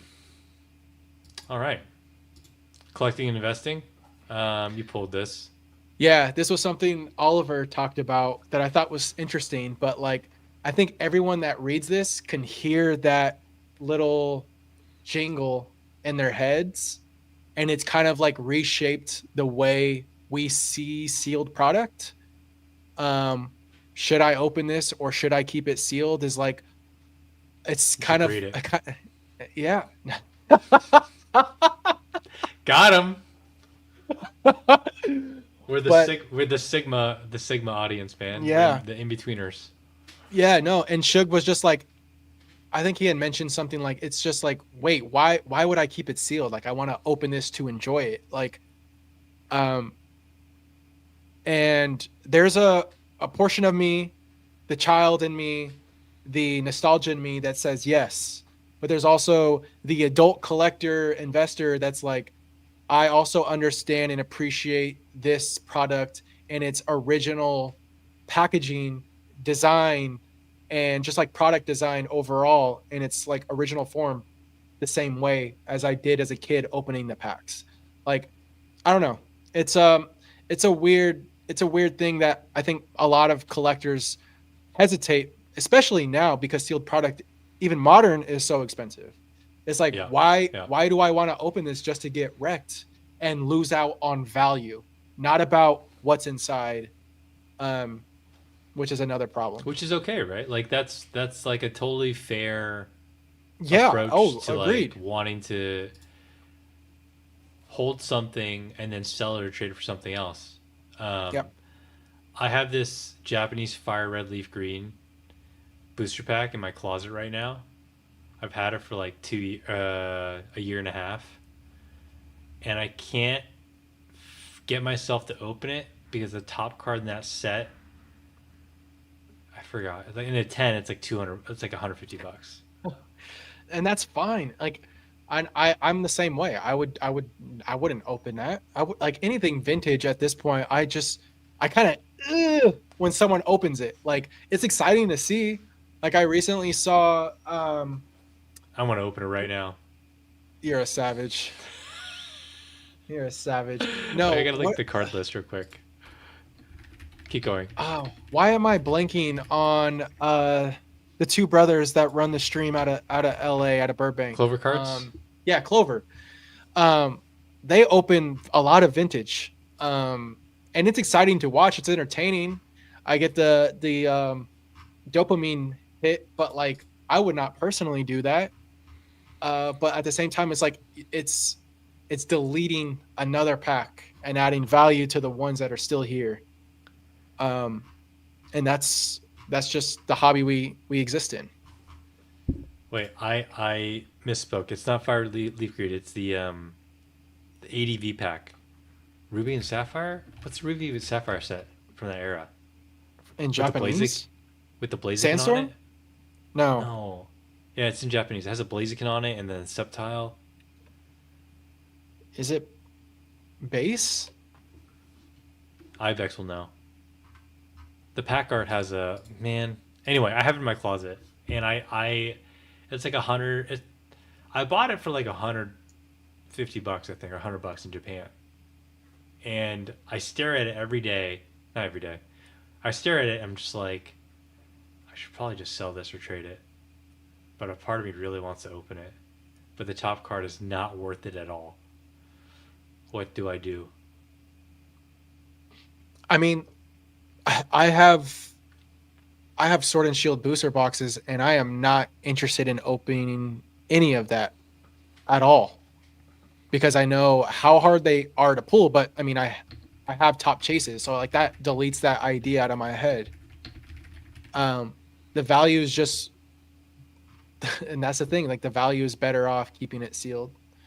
I think like there's a point where it's just most collectors will feel that way with as time goes on. Like unless they got it for the pennies and they're not worried about selling it down the road, and it's just for the memories, rip away.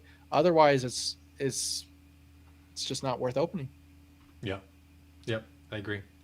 All right. I pulled the set list for you. Ready for this? Actually, Yeah. I'll just pull it up on stream. You tell me if this is worth ripping, okay? Share screen.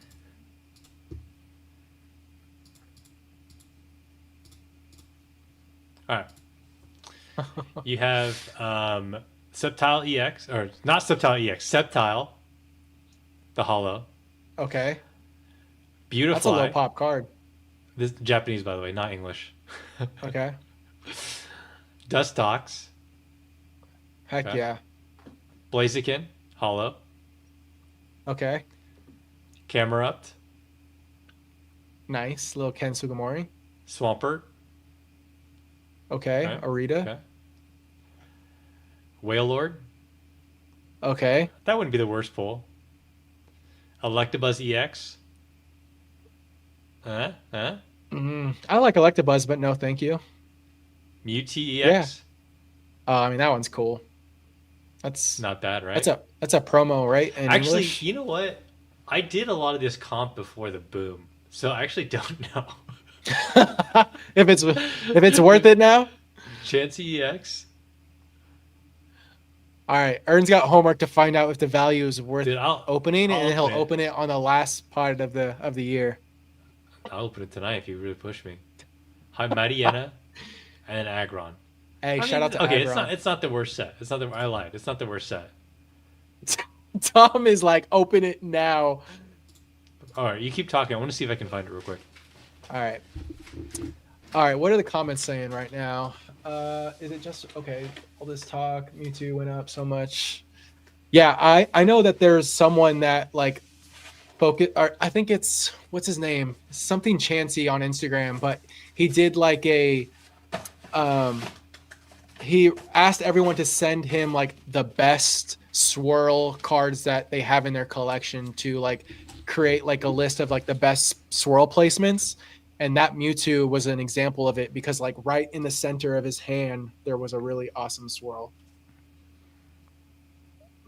Y'all thought I was kidding.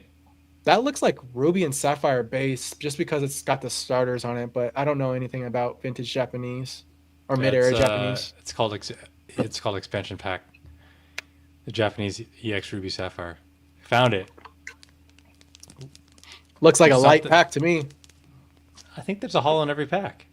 Oh, then that just shows my knowledge on that set. Anyway. Yeah, that's getting ripped. Don't talk about it. Get about it. Oh, I gotta show this pack on stream. Look at this art. Yeah, that's actually really cool. All Ken Sugimori illustrations too, looks like. Yeah. All right, we're doing live auction, guys, starting at 1 cent. Shill. Shill. All right, let's keep going. Maybe at the end if I'm feeling. All right. Thank you. Slow down. Thank you, Slowdown, for my incredible Blastoise here. I'm a big fan of this. But the reason I put the slide up was what I was talking about earlier. Jason and Ricky are part of this NBA modern NBA video. Highly recommend it.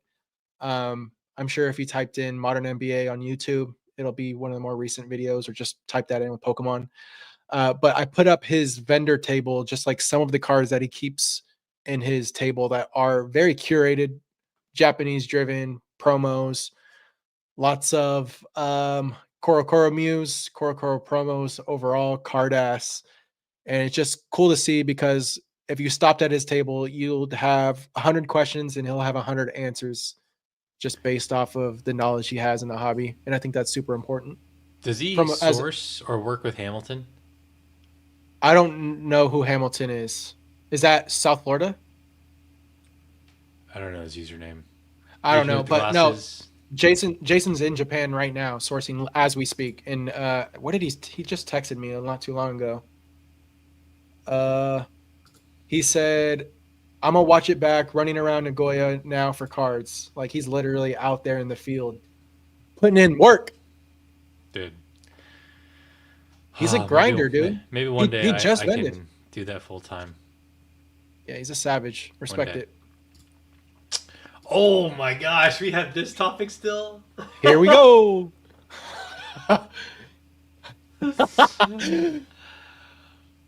Yeah. Where do we Okay. Um.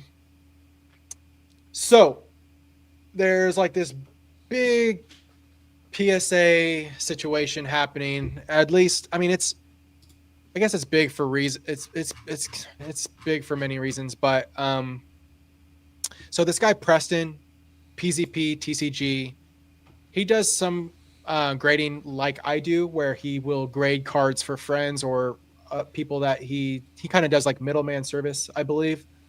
And he graded about 30 of these tag team Zekrom Pikachu's for someone, and he vouched them. He said that he thinks that like roughly 10 to 12 of them should have a shot out of 10.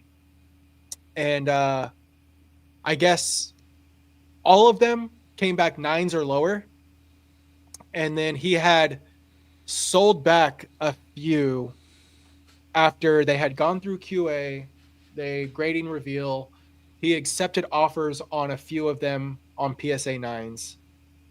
And when he checked back later, he noticed that the offers were still accepted for the PSA 9 price, but they were PSA 10 scans. Now, basically, Wait, sorry, question. Yeah.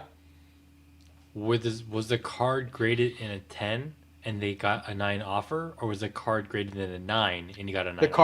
The card was graded in a 9. He accepted the 9 offers. He checked back and noticed that they had been changed to PSA 10s after the offers were accepted, from my understanding. I probably have like a different take on this than like the overall consensus that people are getting from this, that PSA is a scam. They knew that this was coming. They knew that this was happening. And as big as PSA is, they're also extremely impacted by the demand that they are getting. Now, I don't think this is a great look. I think this is handled poorly by some employees. It's definitely not like what people wanted to see, but it's like it's giving people the ammo they need to come for PSA. Because like I see a lot of content around this. I'm not making a video on this personally because I think it's getting like blown out of proportion. These grading companies make mistakes. This was a mistake. This isn't the first time. I've personally, before offers was a feature on PSA, I've personally experienced grades changing, and it's a part of they had. Honestly, I think it came down to an error on their side, and them passing it through QA before they had updated the final grade. And I think that's what happened here. I graded first edition base set cards for someone. It was 2 first ed Charizards, Blastoise, Venusaur, Alakazam, Gyarados, I think Chansey, maybe one other. And I was able to see the grades before they were received on their front page. So like they had already uploaded scans of the possible grade that I was going to receive before it went through final QA. and my original grade was a PSA 7 first ed Zard, and ended up getting, after it had finally been like gone through and accepted, like after QA, a PSA 6.5 on one of the Zards. So they changed the grade basically after, but I was still able to see it. Now this one's a little different because this had gone through the every step, and it was a PSA 9. They accepted the PSA 9, and then it was changed to a 10 after, but was still given the PSA 9 offer price. I think that's an error and just like mishandling, whether it's someone on the QA side, Yeah. that's the logistical aspects. This probably isn't the first time this happened, but the only reason why it's getting as much noise in the hobby is because it's someone with a social media presence to some degree on Twitter. They documented every step of it. Um, and I believe, yeah, I have a screenshot here on the slide of Nat Turner not talking directly about this situation, but this idea and issue in the past. So it's like it's not new. I don't think that I don't think that it was they were supposed to end up getting those PSA 9 final grades. They were supposed to get PSA 10s on those, but Yeah. they jumped a step, and it caused all this ruckus. Yeah. Now, I how am I handling this, Ern? I'm building out another PSA submission as we speak. Oh, you're on Either Nat's play payroll, huh? I guess so. I What might do as you get? well be. I am. I'm Discounted probably grading getting. fees? I will be. Cam, hit me up for those discounted fees. I would greatly appreciate that. No, but in all seriousness, it's either I understand the concern, but I think that a lot of people are coming in with torches Yeah. because they can. They have like enough reason to do it, and that honestly, that's fair, but it doesn't change how I play this game. Yeah. Yeah. Um, PSA does millions of cards a month. Most people have not graded 10 cards in their life. The sheer volume that they do every single month, like, almost necessitates like issues across various different processes. I think that's what happened here as well, and that doesn't mean it's right. I mean, I do think PSA is in this weird position where there are a lot of like potential conflict of interest that cannot be proven to the public if like what's actually happening. For example, who's actually sending the offers for PSA offers, and where do those cards go? Are those cards going into partnership with GameStop, which is like they're facilitating GameStop to basically control the market in graded cards, but they're positioning themselves also in a way where like, well, we're not doing it, our partners are, and it's like, but why are your partners a closed list of people that are corporations? It's just like, so it's this very stereotypical companies that like want to put themselves in a position where like, well, we're not doing it, someone else is, but like they're facilitating all this behavior to happen. And going back to this example, um, again, I don't think it was on purpose. I think it was probably on accident. They do millions of cards a month. I just feel like Sorry, I'm they, reading Tyler's comment. Been seeing so many shops that are boycotting now. Can't wait for them to stop subbing so my subs are done faster. yeah. So I highlight all Sorry. these issues. Yeah, it's hilarious. It doesn't change what I'm gonna do.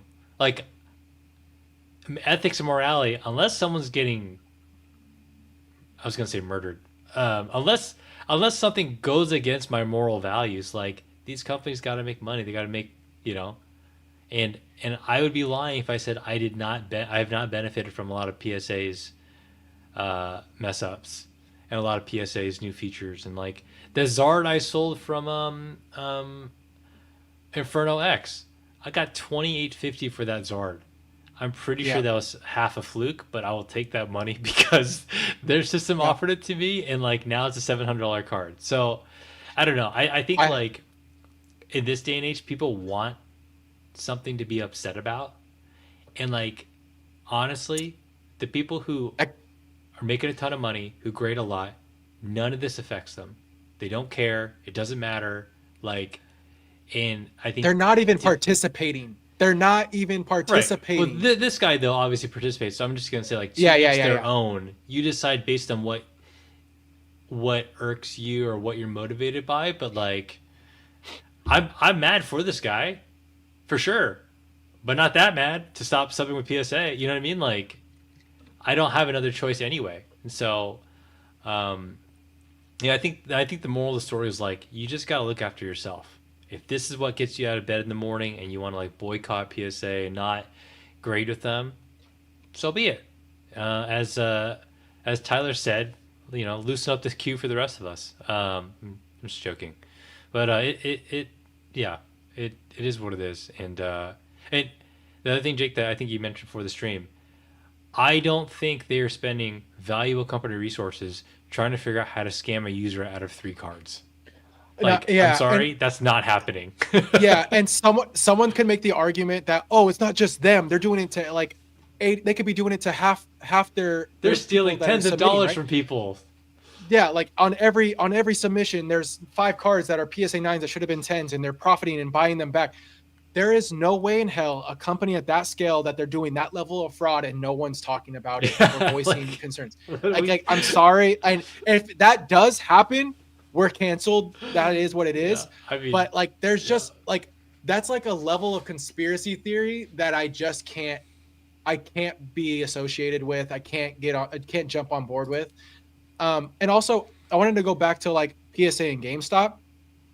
I'm like 90% confident, and this is my tinfoil hat that, and it's not even really a tinfoil theory, but GameStop's contract with PSA probably has in fine writing that, hey, if we are going to be a submission hub for PSA, we want to have first dibs on any cards that people want to sell directly to you as a grading company. Well, didn't PSA say the offers come from their network of buyers or It's whatever? But network, like, yeah. It's who GameStop, who are those Courtyard. buyers? Because it's not us. I've noticed a lot more local vendors are saying, "Hey, we're buying junk slabs, bulk slabs. Like, we'll take it all." And it's because they have it. They have a resource or an avenue that they can take to offload it to one of these companies. Sure. And like all of these companies are bidding on on not PWCC but Fanatics, eBay, Probstein, whatever, and they're doing low bids and just seeing if any of them end up winning because they're going to be able to buy back in and flip. Like, that's what Courtyard's doing. That's what all these companies are doing. That's what GameStop's doing with PSA. Like, all the mystery packs that are being basically sourced directly from us as graders, sending to PSA and accepting offers. Now we have to remember this whole feature it's like 3 months old. Like, I'm actually surprised. I'm actually surprised this is the first. Like, Snipe was dead before it was even out of beta. Like, PSA has been doing offers for the past 3 months almost, and this is the first issue that people have raised a flag to. I think that's doing pretty good if I'm being honest. Yeah. I did you hear what I got from my courtyard rip? You got the Gyarados 10, right? So my daughter was sick on Thanksgiving, and then I had a couple drinks. I was like, we're not gonna do anything. I'm just gonna chill. And I said, we're doing kind of well in the business. I'm gonna do a pull. I did a 1K pull and got a Gyarados PSA 10 base set. I had a 8% chance to get something more than what I spent, and I sold it and I cashed out not immediately. I did it after like a day. Yeah. How much did you net after? Like, because I know Net you. I I didn't met know, because I knew that there was like fees for selling back that I didn't even know 480. of. They Okay, take 6% on every transaction, I and they see. offer 90%. So you're effectively getting like You're getting like 84%. 84. Yeah. So I got like $480. Just nice little Solid for pull. gambling. Don't recommend it to anyone here. Please don't do it. Yeah. You'll probably lose. I was watching GameStop was promoting the Lunar Power Packs, and they promoted this The stream of a $2,500 guy. ones, right? Yeah, but the guy got wrecked. He got like a $1,600 card, and they used the clip for like their promo. I'm like, guys, I get what you're doing is like kind of a gambling like product, but like, why would you promote someone getting cooked? Like that doesn't make any sense to me. That is weird. Hey, you got to Yeah, show the wins and the losses, I guess, right? yeah. Just to Transparency is key in this get hobby. Remember that. get the FTC off your back. Um, all right, buying just to buy. This is loosely associated with both Merck's, actually mostly Merck's video, but it's like the the process of being a collector in this hobby is joining the Pokemon Center queue, waiting to find out what's even the reason why there's a queue, and then buying whatever it is without actually thinking. Because that's what happens, I think, with a lot of people right now, especially new collectors that have joined in the last year. They are joining the queue no matter what. They don't know what's being added, and whatever it is, they'll buy it. Yeah, And I think that Pokemon probably understands, like, hey, this is a good time to probably offload some of that dead stock that we had when no one wanted it. It could be, I don't know, what's like a deck. It could be building battles. Recently they had Astral Radiance building battles. They had Stellar Crown, Pokemon Center ETBs, which no one wanted for a long time. So I'm sure they had a lot of extra stock before they changed the way they release products. So they've just been kind of like drip feeding random stuff. They had V Star collection boxes with like Lucario Crown Zenith packs. But like the idea is that people are just buying to buy without actually wanting half the stuff that they're buying. Um, yeah. And and I I think think that's an like issue. the market, people hear the market's down, and they feel like they have to buy. You never have to buy at any point. Like it's if you're going if you're committed to buying and you're ready to jump off the cliff, then that's a little bit different. Like you're gonna do what you're gonna do, but like you don't always have to be figuring out what to buy. This is like where a lot of the YouTube content comes in. It's like this is a good buy, like this is down, this is a good buy. It's like who has all this money? Like who seriously is able to buy week over week on items based on like where the market price is today versus tomorrow? Like I it is there's so much content fatigue around that, and I don't actually think people are capable of doing so, and so they're just kind of like latching on to whatever they can. Yeah. Um, I would say though, right now there are a lot of good buys that are not what people are talking about. Oh, I Not agree. not modern, definitely not Shrouded Fable. Like, what are we doing with that? Yeah, no, like for instance, there was a recent queue for Shrouded Fable. I think it was booster bundles, and I was like, "This is a skip. Like, I don't need more Shrouded Fable personally. I have what I You want never from needed that set." Shrouded Fable, Hey, the Greninja and Kingdra collection boxes, not Shrouded Fable though. Technically, it is. I mean, well, came the whole box is only Shrouded Fable packs. That's what I mean by that. But like, yeah, I get what you're saying. I bought it's those for the the promo. promos. Yeah, I missed that. I totally miscalculated that. I thought they were going to print that into Oblivion. I did Um, too, to be honest. and yeah, I mean it.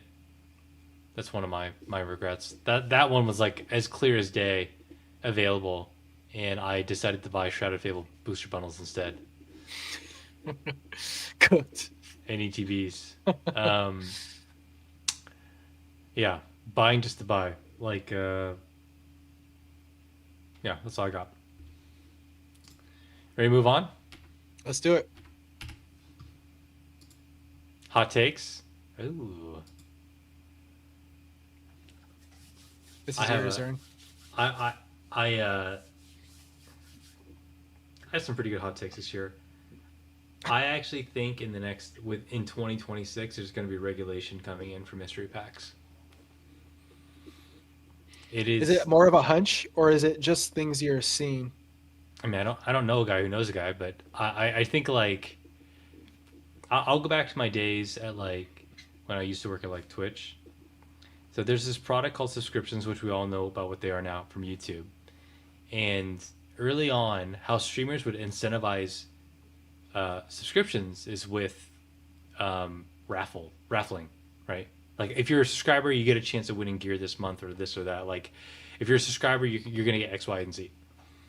And a handful of years later, there's a decision that was made that basically prohibited content creators from ever saying they would offer anything that is not actually guaranteed. So like if you go to a stream now, streamers aren't even allowed to say like you have a shot of winning something or you're gonna maybe get something, right? They can only say what you can actually tangibly get from a subscription, like emoticons, chat badges, and that kind of thing. Now mystery bags are a little bit different in that like there is a floor, you are guaranteed some value, but I think there's going to be regulation because out courtyard you can actually prove the probabilities and odds for things because they inscribe all the transaction on Nerd Talk on the blockchain, and so everything they do is actually provable. I don't think anything that GameStop does is actually provable. Or I don't Yeah. know if like they actually have the. They don't They show might you like the odds or like what's in this list of mystery packs. Like what is they it? do some of that, Yeah. but I think they're skirting the lines of like what is true gambling versus what a lot of these companies are skirting the line between what is actually true gambling, like the definition, and what is on the edge, on the like borderline, and then these companies will run with it as fast as they can, make as much money as they can until litigation and regulation actually comes into play. And based on the videos I see, like these YouTubers spending tens of thousands of dollars, like I have a hard time believing that long term the FTC is going to look at this stuff and be like, oh yeah, that seems fine. Like I don't. It's just my hunch. I think there's Yeah. probably going to be more guardrails in place, um, more standards, more restrictions, and I think it's going to slow down that industry in the next, I don't know, 2026. We'll see. But until then, there's a lot of money that's being made. Yeah. Yeah, it's scary. I won't touch it. Never Huh? been a gambling kind of person, but I Good for you. don't even open. I will definitely urge and push people to rip packs, especially from the Japanese Ruby and Sapphire era.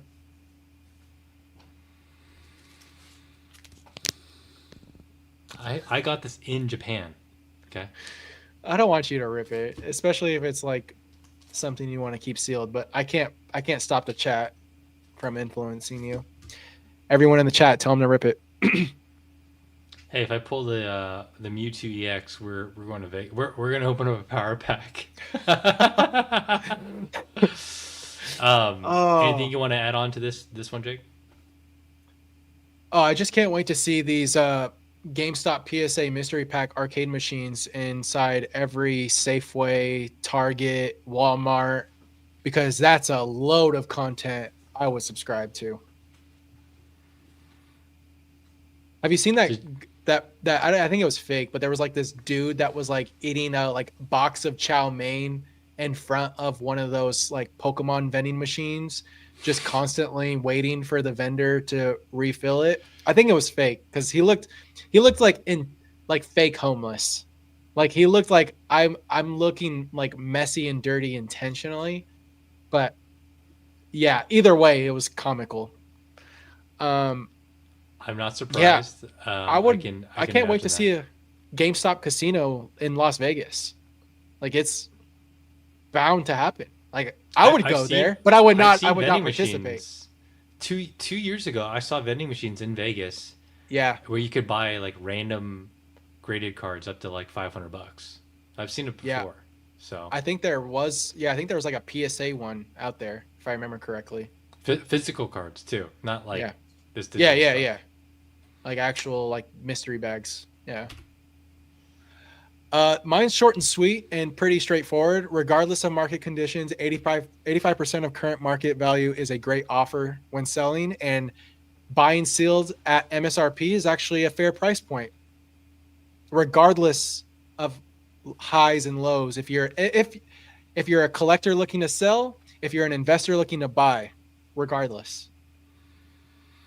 Selling back to PSA with like no work at 85% is a yes, please, and thank you. I know some of the biggest vendors doing this in volume. Probably not so much now because PSA offers have definitely dropped already. I don't know if Have anyone's they paid really? attention. Yeah, definitely.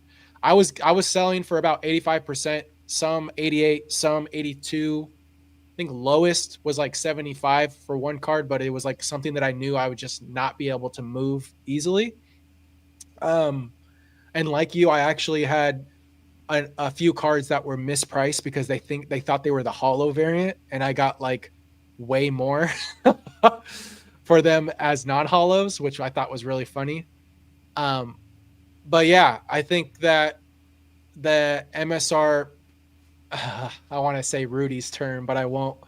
MSRP gang, um, regardless, I think is actually a fair price point, and MSRP might change in the near future by Pokemon. So I mean, don't be don't be disappointed if it does because it just happened in 2023. So just wanted to say, Phantasmal, you can buy it right now for like 225.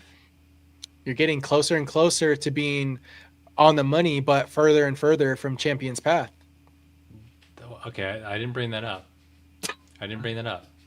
Phantasmal, 225. Champions Path. We still have three weeks left in the new year. Hey, if you bet all your money on Charizard and then on red Charizard or black Charizard, you're gonna win, right? At least once. So I mean, yeah. What are we at on Phantasmal Flames? You said 225. I can buy it right now for 225 from Collector Store. Champions Path has not, look at this, not Hold on, changed in price. hold on. I'm gonna go check the slide deck from our first episode because I'm nearly certain I have a screenshot of what the price was. What's it currently at again? Exactly? Phantasmal? Yeah. Or no, champion. Sorry. It's at 150. What the lowest listing is 149 plus shipping. So it's 161 is where the low lists are. It was 147.79 on episode 1. You're winning. Wow, you're up so much, dude. It only took you I'm 3 months to actually make 20 more dollars. well, I didn't buy any. I still have them from long ago. I got a hot take. I actually think that the Rainbow Zard is a good investment. I don't disagree with that. I actually think it's a great investment. I said the investment word. Like, Rainbow I'd Pikachu. rather own a bunch of those than the ETB. Yeah. I That's think the I Rainbow Zard's like honestly 400 now. I also agree with that. Yeah, Suge got it right. MSR penis. Dude, boys. Honestly, Rudy just really cracks me up, man. 300. He is like just pure entertainment.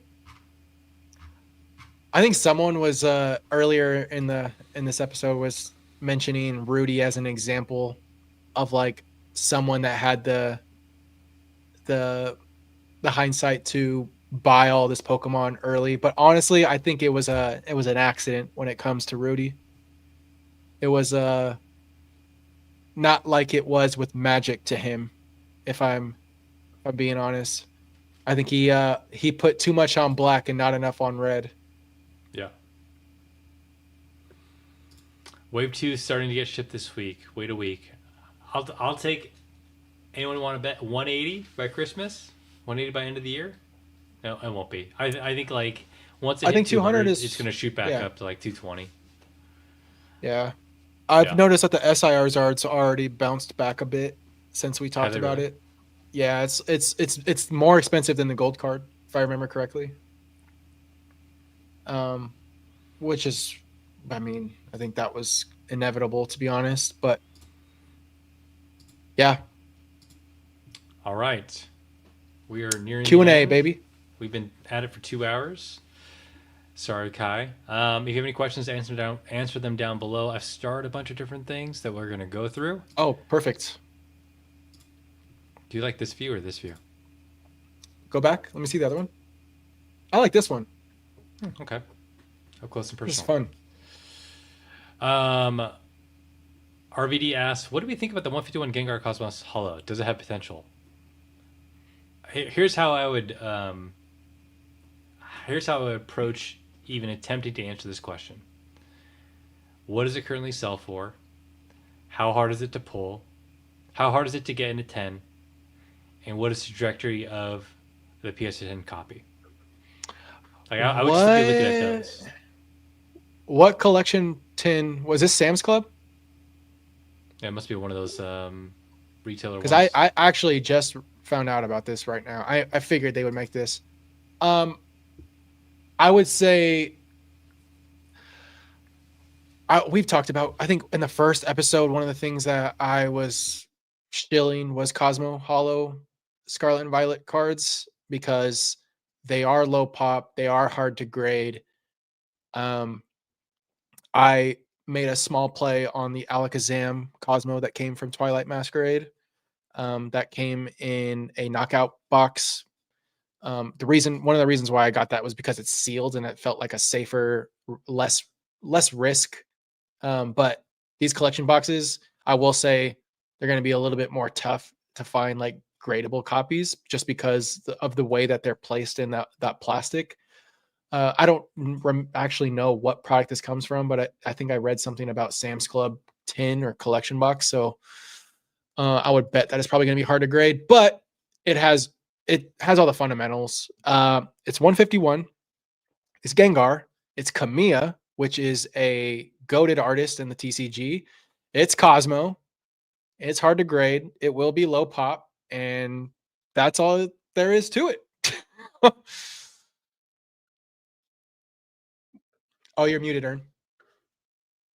I opened up I opened up like 30 of the prismatic poster collections with the three evolutions. You know what I'm talking about? Yeah, I graded 4 of the cards. Out of the 90 cards that I got, yeah, yeah, I yeah, sent 4. yeah.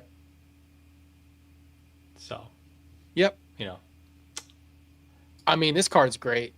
I think it reminds me a lot of the Gengar from Neo Destiny or Neo 4.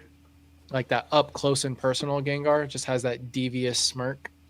Art style reminds me of it too. But yeah, these Cosmo Hollows, depending on how they're packaged, uh, is like leaps and bounds when it comes to like grading potential and like risk level. But I mean, what's near mint going for? $5. You can probably like bulk buy at like 3 to 4. But who are you going to bulk buy from? No one has like I 50 know copies of that. I wouldn't be surprised if someone does. On I occasion, I'll think. just Oh go on yeah, TCG Player and buy like 20 copies of a card, see how they come. And I've had the worst luck with TCG Player. I've only had success once grading cards from TCG Player. It was the prize pack Lugia V. I had really good um, turnout on that, but that's like the only time. Every time all right, near mint is not near mint to me. what? Here's a question for you. Sorry, Alan. We'll get to your question in a second. What percentage of cards from TCG Player that you buy? What percentage would it have to be in order for it to be a risk that you're willing to take?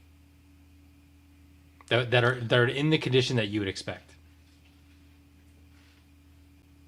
Let's just say gradable or not gradable I would say like I need it to be at least 30% of what you buy. uh, of what you buy. Okay. I'd say 30 to 25%. Yeah, last fall, so year 2024, I must have spent like 25K, no joke, on singles on TCG Player, and my gradable rate was like 60%. Wow. It was, Wow. but this okay. This is before the boom, and this is at a time where like everyone was not everyone was grading. So like the amount of people who would do something like that is like very, very, very low. And this is when I was using like graded. You remember graded edge? You remember hearing about that? Yeah, yeah, yeah, yeah. Nowadays though, like it really comes down to the card in the print. Like how reliable was the quality control on that print run?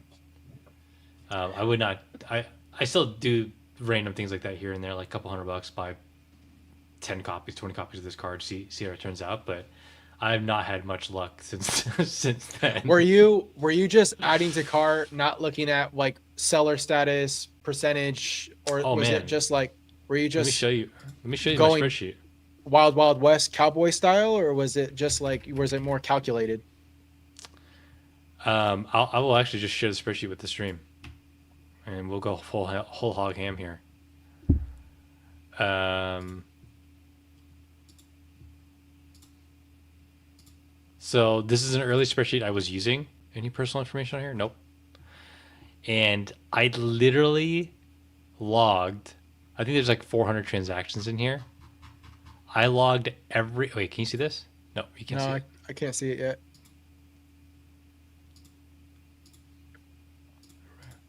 Here we go. Like a madman. I logged every single card that I got. This is only like I the first love that. 400 transactions or something. Yeah. Card name, who I bought it from, card, shipping method, expected grade, comments, what I rebuy from them, and then grade. Gosh, no. See, this is what I'm talking about when I say you put in the work in this hobby. Oh my gosh. This is it. This is it. Subscribe. I don't do it anymore. I'm subscribed. I know. I Yeah, I understand don't do because it it's like anymore. there's a level of to it where it just doesn't make sense. But Yeah. it is good to note sellers and know whether or not I should buy from them or not. Again, you know what I mean? Like Yeah. I that's did why that too late in the process too. Like I had been buying for months, and then I started to like realize I should probably track who I buy from. And the main thing I learned is like there's not really a lot of consistency. Like you'd be surprised, some shops they don't even condition check their cards, yeah. and they just like sell near mint, and it's like flawless, and you're like, why would they sell a flawless near mint card? They sell a near mint card, and it's like light plate, and it's just like very inconsistent. Um, so I purchased from like every type of seller. Yeah, I feel very lucky, and this is where I will not out where I buy from, but I buy from places that do not grade. It's hard to And check that, but yeah, that's right, well, Jim. I know for certain that these Yeah, they don't. And like I've graded I graded them a champ from one of those places. That PSA 10 I graded from one of those places. I think that it's definitely become harder. I don't know if we've made this a topic or if we should at some point, but like the intro of GameStop submissions has made finding gradables a lot more difficult because the barrier of yeah. entry is so much lower. I But it's part of the hobby that I enjoy. Like I enjoy sourcing. It does take a lot of energy out of you. Like that card show I just went to, I literally found 12 cards, and some of them are like high value, like in tens, but or at least like mid value, and from a modern standpoint, like I'm not sourcing a ton of like vintage or mid era like nines and tens from these shows. Like yeah. those are more one offs, but like So modern, like if you do the work, you can find it. one of my findings lately, and this is anecdotal, I can't prove this. Back when I did a lot of that buying, we graded edge is a tool that you would use and it would calculate like gem rates, that kind of thing. We would go to certain sets, we would see what gem rate each of the sets had for each of the top cards. And you can correlate, or you could then, that like if a set had a higher gem rate, then Hmm. it would probably mean that most of the cards out of the pack are probably better condition. I say Hmm. correlate because it's not a one to one relationship. Yeah, yeah. And back then, like you would look at like the gold cards in Crown Zenith and the dogs, and like you could blind buy them because Crown Zenith was printed. Yeah, it's pretty good print quality, right? Outside of center, Crown Zenith, I think Crown Zenith and Celebrations were some of the best that's first printed word shield. sets we've seen. I Yeah, mean, yeah, I think the next best thing, if not almost to that same standard, is Mega Evolution base yeah. I for agree. English. So that's how it used to be. Now I'm finding, dude, gem rate has nothing to do with it because I'm pretty sure everyone's grading now. Yeah. I can't. I don't know how many times I tried to find that Mewtwo from Destined Rivals, and it has like a. I think it's like a close to 50% gem rate. In Crown Zenith, the dogs had a 60% gem rate. The gold cards had like a 55, and they're like a Hmm. surefire. You know, you buy it blind, like you might as well just send it because it's probably going to 10. You Yeah. can't do that with like Destiny. You can't do that with a lot of Scarlet and Violet No. sets. No. So I think a big part When of it I is people saw, are I grading. will say, Ern, when you graded all of that modern that you sent from Card Party, I was shocked because no, I was shocked because I'm like, Why? why? Because it's the same question you asked earlier. Why on earth would you sell this raw? Like I was shocked. I would have if I knew you were there, I would have been right beside you buying it up with you. I had no expectations. If it was the vendor that I thought it was, I had no expectations that they were going to have gradable stuff. And you hit how many Garchomps? Cynthia's Garchomps? I Like hit six uh, more? four out of five or tens. Yeah. See, and then the Clefairies, you did well. And Yeah. I found a Clefairy this weekend, and it's the first one that I found that's been gradable since the set came out. Also, my bad for selling those cards. I totally forgot. But I'm longing for my yeah. sweet Gardevoir. My other submission's gonna pop any day now. It's in QA. It's my lower tier What's submission. in that one? Like 15 gold cards from Crown Zenith and like You wanna Genesect from Mega from Black and White. Just some other like lower like between 150 and $300 the cards. I'm wondering. I kind of want to see What what's in it. Are you able to you want? share Do it? you want a Genesect? Let me see if I can pull it Um, up without doxing myself and having people show up to my house. Also, that's another thing I wanted to mention to people is that like a lot of people are like hesitant to send a PSA, not only for like the whole situation that happened, but because turnaround time slowed down. My experience, and I know this is anecdotal, but my experience grading as of this last 6 months, this past 6 months, my subs have been turning around a lot faster than you would think. I only send at bulk unless it's like something first to market like gold Japanese Inferno X we express too for my buddy Richard, but everything else is bulk and it's been 2.5 months tops, like door to door. Well, Nice. good for Oh, you, Jake. I don't think I'm the only one though. I think there's Absol, plenty of people. dude, I gotta. Ooh, I'll show you guys one of my express submissions. Hold on. Let me rant on that in a second. You got the yeah, yeah, Nidoking, Chinese Umbreon, Latias, Crown Zenith. These are the ones I bought at Card Party, by the way. nice. Still not Oh, back. And then I submitted one, like four sequential sets of like the gold cards. oh I think. hell yeah, Yeah, that's all it is. that's great. How many Chinese did you send? Just the Umbreon? Yeah, just Umbreon.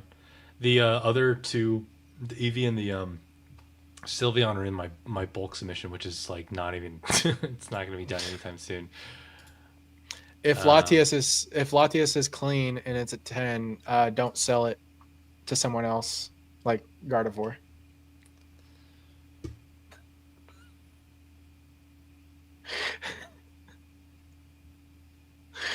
Oh, okay. I have two submissions in assembly and two in QA. Um, they've been stuck in QA a little too long. Yeah. One's just my jumbo legendary collection. The other is like just that Alakazam promo and Lucario promos. Nice. All right, Alan. Yeah. Hopefully you're still here and patiently waiting. Just started collecting a month ago. Welcome. So far, I've mainly been going for booster boxes and going after singles that seem to be near their low. Good strategy or no? Currently have 9 booster boxes. Um, I mean, I don't really know how to say what's a good strategy or not because I don't really know what your goal is. But if you're trying to collect booster boxes, like buy the ones that you like, buy the ones that are cheap that you like. Yeah, see, this is the kind of question that it's really hard to answer because there's no right or wrong answer.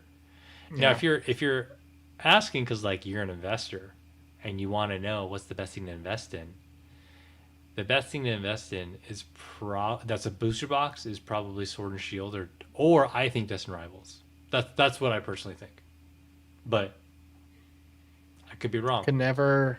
Yeah.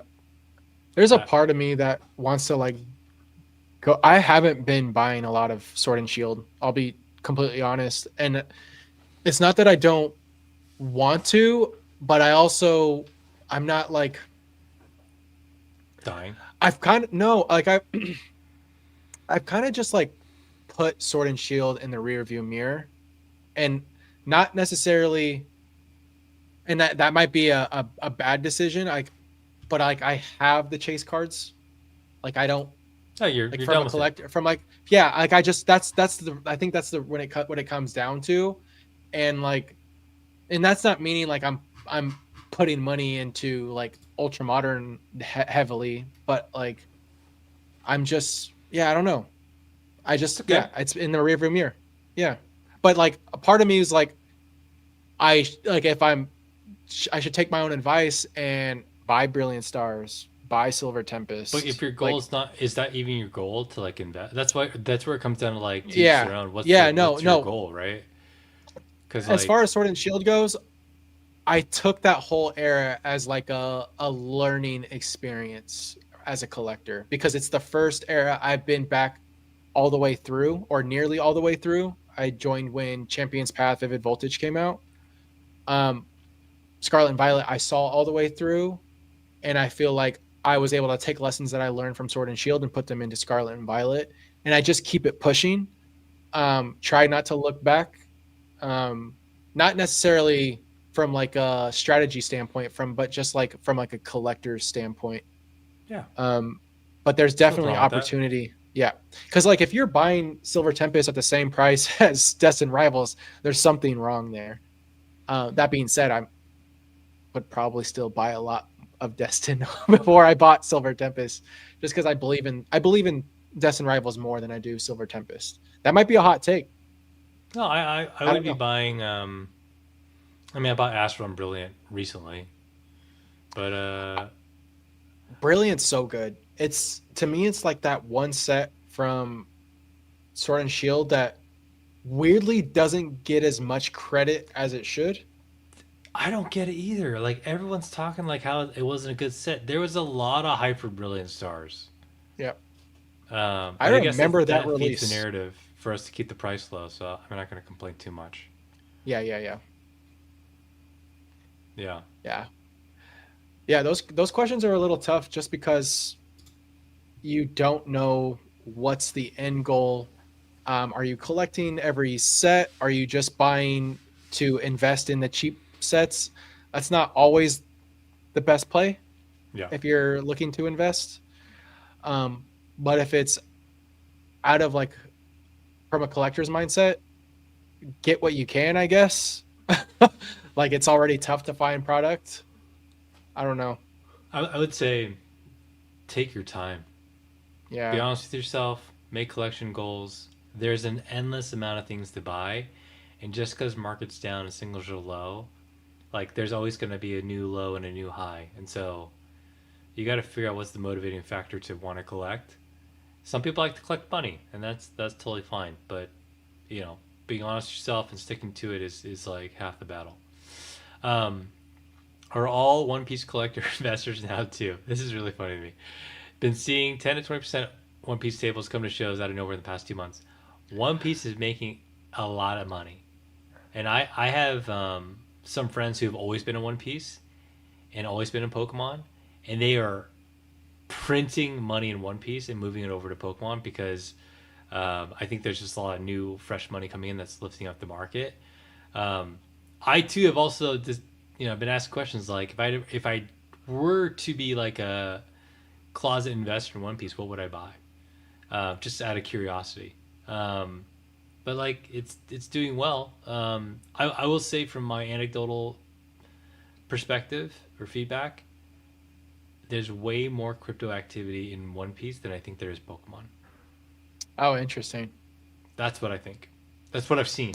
Like I've seen like record sales for like top cards, and I know some of the guys who are like spending that money, and they're like, And it's crypto. it's crypto. It's like record sale, like 1 Bitcoin, and it's like the two guys knew each other, but it wasn't really a sale. Like stuff like that that happens that does not Yeah, yeah, really yeah. get either it doesn't get talked about in Pokemon or doesn't happen as much. So I would Yeah, no, just I remember warn there warn was. people like keep that in mind that Yeah. don't believe everything you see in the market and you know figure out a way to make Wow. money, cash out. Don't stick to it. I had no idea Blue Bottom was 5K plus. Yeah, I opened up a half a case of that and then I sold the rest of the boxes at release. I remember going to my local shop and seeing that on the shelf. But I'll be completely transparent. I know nearly nothing about One Piece. I do not watch the anime. I did not watch the Netflix live action. I understand that there is a core fan base that is diehard. My brother is a big fan of One Piece, but he does not dabble in the TCG whatsoever. Um, I think he even has like I don't even know. It's like the pirate logo tattoo. Like he has, like he's a diehard. But like for me, I'm ignorant to it and will continue to be ignorant to it, and I'm staying away from the TCG. I have no passion Yeah, for it. Um, I it's a trap. also who was it? I think it was actually Suge and Oliver talking about One Piece at some point in their podcast, and I had the same like I agreed and I was feeling the same way about it. One Piece started as a TCG during post 2020 boom. How about I'll put it that way, right? So it started after a big spike in interest in TCGs, and I think in order for it to be a successful TCG, regardless of the IP, it has to go through the ebbs and flows of being a TCG. It cannot just live It in the has, right? spotlight. Has it? Yeah, it's very popular. People play it No, competitively. I understand that. No, I know my coworker plays competitively, but I think that it has to go through it has to go through a point in the hobby where value is not the main agenda from a TCG standpoint. And like I think about like I'm talking obviously this isn't going to happen, but going to a mid-era level of interest in Pokemon in the early 2000s kind of vibe. Like look at Lorcana. Lorcana's it's it's alive. It's not doing the greatest. I don't touch Lorcana. I won't touch anything other than Pokemon to be honest. Um but I think that isn't it printed by Bandai? Am I Yeah, correct on that? yeah, Bandai has a track record of not being they did. ideal. They People said did. that for a long time, but it's They it's okay. sorry, I I don't should know. clarify. I'm not questioning the health of the game. I am questioning at the top level Oh, the activity for the top cards and what is the motivation around that. The game and the top chases actually do like incredibly well. yeah. There are Um, some really rare like played like trophy trophy, promos and yeah, stuff like that. Like I understand that, but like to me, I get worried when those prices are exceeding like grails in the Pokemon TCG. it's because of crypto. Like it's sketch, Yeah, 100% sketch, and I won't touch it with a 10-foot pole. But that's coming from someone that does not care. Like I simply like I happily let as many people go and move their Pokemon collection or dollars into One Piece, and I can keep it in my lane, Pokemon. yeah. Um, but yeah, I like Pokemon kind of sets at this point is going to set the standard for the investability of a TCG at this point, and it's going to have waterfall onto other TCGs. Guys, Jake's not investing in One Piece. Let's go ahead and buy it up before he catches on in a couple of Go years. buy Lorcana too and Meta Yeah, 2. Meta too. Derp Anthony asked, "Do you guys think the new Charizard promo is worth the pickup and grade?" I think you are really late, but yes, Yeah. I still haven't sent mine in. I have It's one or two in here. yeah, it's if you can find, I should just say this: if you can find any card raw and near mint worth grading, and you can afford it, you should buy it. A friend of mine sending his to BGS because he thinks it's Black Label, like Best possible. of luck to So him. yeah, shout out to Bo. That card is still, I think it's one of the best cards outside of the Phantasmal. It's great. I think the Mega Attack cards will look fantastic in a binder. Like I think those all look really really nice. Do you think they're going to continue doing those outside of like Ascending Heroes Dude, in true or Pokemon Ascended Heroes? fashion, I wouldn't be surprised if they spun up like another thing and they don't complete it. And they like stop it for like 3 sets, then it comes back. Like Journey Yeah. Together, you had the trainers Pokemon, and then in Black and White you didn't have it, right? Yeah, they've been doing a lot of It's flip just flopping. like yeah, it's just weird, but Box toppers, trainers, Pokemon. it gives them Yeah, more optionality in the future, but it also requires them to fill out more time to realize like some of those ideas. And so like I don't know, it's yeah, I like it. I think it's cool. yeah, I agree. Um, Speaking of that, like I think about what is it, Paldean Fates, the shiny special illustration rares. We Yeah. got those three, and that was it. I know we haven't had another shiny vault set since. My theory is the next holiday set after Ascending Heroes is most likely a shiny related set, and we'll probably get shiny mega special illustration rares. Like that's my theory. But like, yeah, they like flip flop so often that I wouldn't be surprised. Like when I like kind of like predicted the Dragonite, I kind of thought that like there was a high likelihood that it just wasn't going to happen because Pokemon likes to like make us think one thing or like kind of lead us on one trail and then you know lead us to a dead end. Yep. I know this is probably a half meme joke or meme question, but I wanted to answer it. When will DVDs become collectible like like video games? I actually looked into this like a few years ago, and um, the sheer quantity of DVDs that exist make it very hard for them to be a scarce collectible class. I I think that it's possible in the future, but you know, we'll Have you see. seen those videos of like people that like swarm like Salvation Army drops? And like it's that's crazy to say out loud. That's like dystopian as hell, but like it's like a POV of someone going to like what looks to be like a Salvation Army where everyone just swarms this crate of Like thrifting? DVDs. Yeah, Are they but thrift? it's Yeah, like yeah. a huge crate of DVDs and they're all just like reaching because there's like a potential shot at like a rare DVD. And to me that's super dark. I It's mean, super we dark. like characters I on a piece know. of paper meant for kids, so I will not judge. You know, I think all that's so cool, I know. like collectability and vintage stuff, and like it's just cool that there's a market. There can potentially be a market for everything. What's like the weirdest like collectible that you own? Like the most like random niche like outside of Pokemon. I have one, but it was kind of like it was gifted to me, but it's like my grandma, she collected each quarter from every state and there's like one of those little booklets that you can press them into and I still have it. She signed it. That's like the weirdest like niche thing, but it's also sentimental. That's cool. Yeah. Yeah, yeah. Are they worth anything? Probably not. About a 25 cents a piece. On a related note, I have a 5 ounce giant quarter.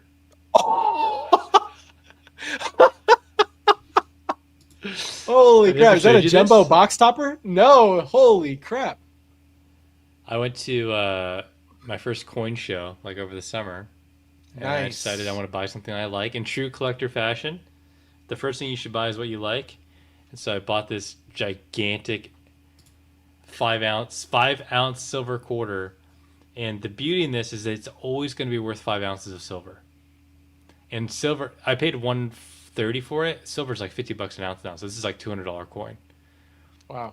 So I You're somehow made rich. money on this giant coin, this giant quarter. You should use it in coin flips you should use it at coin flips with vendors. I, I Break mean, their table displays. wouldn't be a bad idea. I think there's a question I want to pull up. What is your guys' chase card from Ascended Heroes?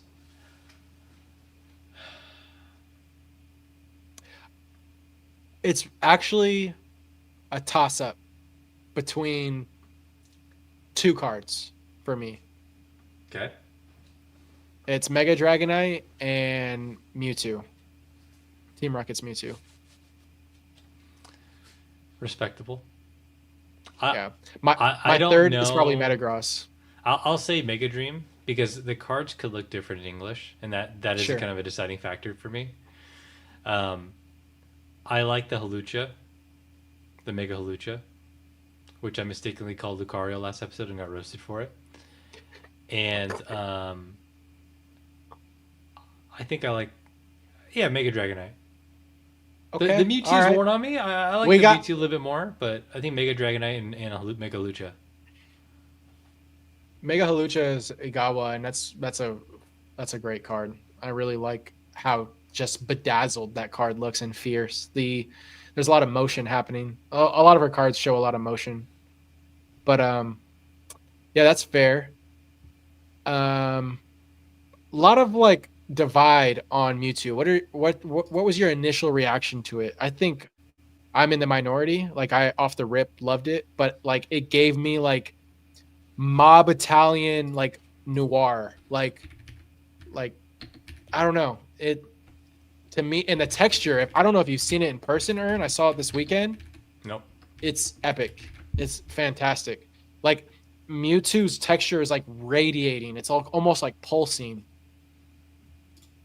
I didn't like it when I first saw it because I couldn't see the texture. But it's Okay. after I saw some videos and pictures, it looks better. Yeah, I think it's still not my top pick. And who knows? English, like the text, you never know. It could come together and just look terrible in English. Yeah. So, um, yeah. Yeah. The Dragonite's fantastic though. I think that's just a beautiful card. Do you guys vent? And do you have any tips for people wanting to start? I have not vented in since the start of summer. Um, my general tip is if you don't enjoy it, like the experience of meeting people, don't vend because there's a lot of downtime. Oh my Business is gosh. not always booming. You're gonna be sitting around a lot. You're gonna have to go pee. You're gonna have to go eat. Your feet are gonna hurt. You're gonna want to walk the floor. Like, even though I truly think like vending was the one of the best experiences I've had in the hobby. There's only so much of it I could do. Like I started doing 1 day shows, or I started doing 1 day of a show instead of 2 days because I got so tired and I was like, I'll Yeah, just yeah. stack up all my business 1 day and then you know walk the floor the second day or just not even show up the second day. Yeah. I also think like it's a lot of people do it as a hobby and it's like a fun thing they do on the weekends, right? And it shows because when you look at inventory of a lot of the tables, it's like, yeah, this is clearly a hobbyist trying to sell a bunch of random things. There's You'll people get that just more. do it for content too. Yeah, that's true. Yeah. That's true. There's nothing wrong with that, but I think like if you don't enjoy the process, if you don't enjoy meeting people, if you don't enjoy like just all of that every step of the way, it's not gonna be. It's not gonna be. Just stick to watching Jar Chomp's videos. Yeah, and I think that's a Yeah. great example. It's what you make of it. And Jake does a great job of the experience as a vendor. And I think a Yeah. lot of vendors don't have the charisma, the energy, the knowledge, the social skills to be successful at it because it does take a lot. And I'm someone that hasn't done it, but I have a lot of good friends that do it full time, to at different levels. And as long as you're just not the person that's like I'm walking up to your table and you're like this. I've done that before. I actually do it And all the like time. I think that those people don't get a lot of sell through rate, if I'm being honest. Like It, it definitely doesn't contribute. it doesn't contribute. It doesn't benefit Yeah. you. You have to have the personality for it, I think. You have to And the have product. You yeah. gotta have a business mindset going in if you want to do it sustainably and long term. I I bumped into some friends I used to work with, and they were talking about how they wanted to vend. Like, oh yeah, we have all these different cards, and it'd be nice to showcase them. I'm like, don't vend. No one. I shouldn't say this. Very few people want to see your collection of random things. You know, like you might strike up a conversation with someone because you have something that's interesting to them, but like most people who go to shows want to see something they can buy.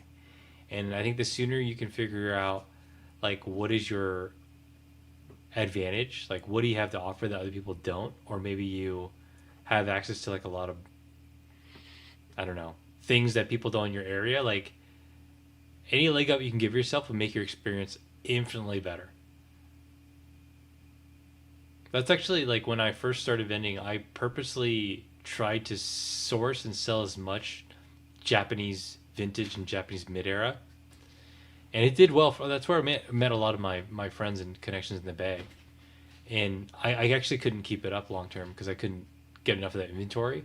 But I would have like awesome conversations with people who, you know, oh, you have great assortment, you have great cards. I haven't seen this at other tables, and I just kept feeding that beast as long as I could, and Yeah. it worked out. I think that's a great example of like vend what you like too. Like Yeah, sell stuff that you like, that you care about, because it'll show through the way you interact with your potential buyers. That like someone in here just said, it's great if you remember people's names when you vend. Like you will remember someone that just like leaves a mark, like in some degree, like on your experience with them. yeah, So I think that, like I mentioned earlier, Ricky and Jake and Jason all do a great job of doing that at in one way or another through the way that they vend. And that comes with time. Like it's not like Jake always says, like just go out and do it. Like I'm someone that's the same. Like you can like prepare and do X, Y, and Z and create all these checklists and buy all these different things to like prepare yourself to do it. But until you are in the weeds, you're in the mud, and you're like just doing it, you figure those things out by doing it. yeah. I have a quick story. I the day before I was doing my first show, I hit up I hit up Jake from Pokenomics. I was asking him all these questions. He's like, just try it. Just put a price on it and see what happens. And I was like, well, what if it's like this condition? Like someone wants to spend this? It's like, just try it. And that's honestly best advice. Is like you can. The great thing about bidding is you can recalibrate in real time. It's like, oh, that's probably too high. I'm gonna relist it, or not relist it, lower the price. You do it right then and there, or ask for less than what you're asking for. So yeah, definitely jump in head first. We're almost at 3 hours, Jake. We're gonna I'm wrap it up soon.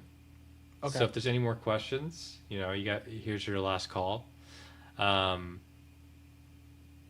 I think Drew had a question. Quilly was, I don't it know. was a troll question. I started and then I unstarted Oh yeah, I see something about him it. him wearing diapers and looking at Mewtwo. I that's all I read. Yeah, I started and then I read it and was like, oh, He's asking about dumping his 401k into Pokemon. Okay. Clearly, it's a serious question. Yeah. What's coming up for you? I have some cool videos dropping next week. I have a fun video this Thursday of an awesome PSA reveal, vintage PSA reveal. So good that literally all of it is gone already. It was actually like, I want to say like 50% of it. No, The 80% of it reverses? probably. Oh yeah, it's all gone. Is it the stuff that you sold like It's last week? yeah, yeah. All the fire red leaf green, e-reader reverses. It has that submission between, because I show both submissions.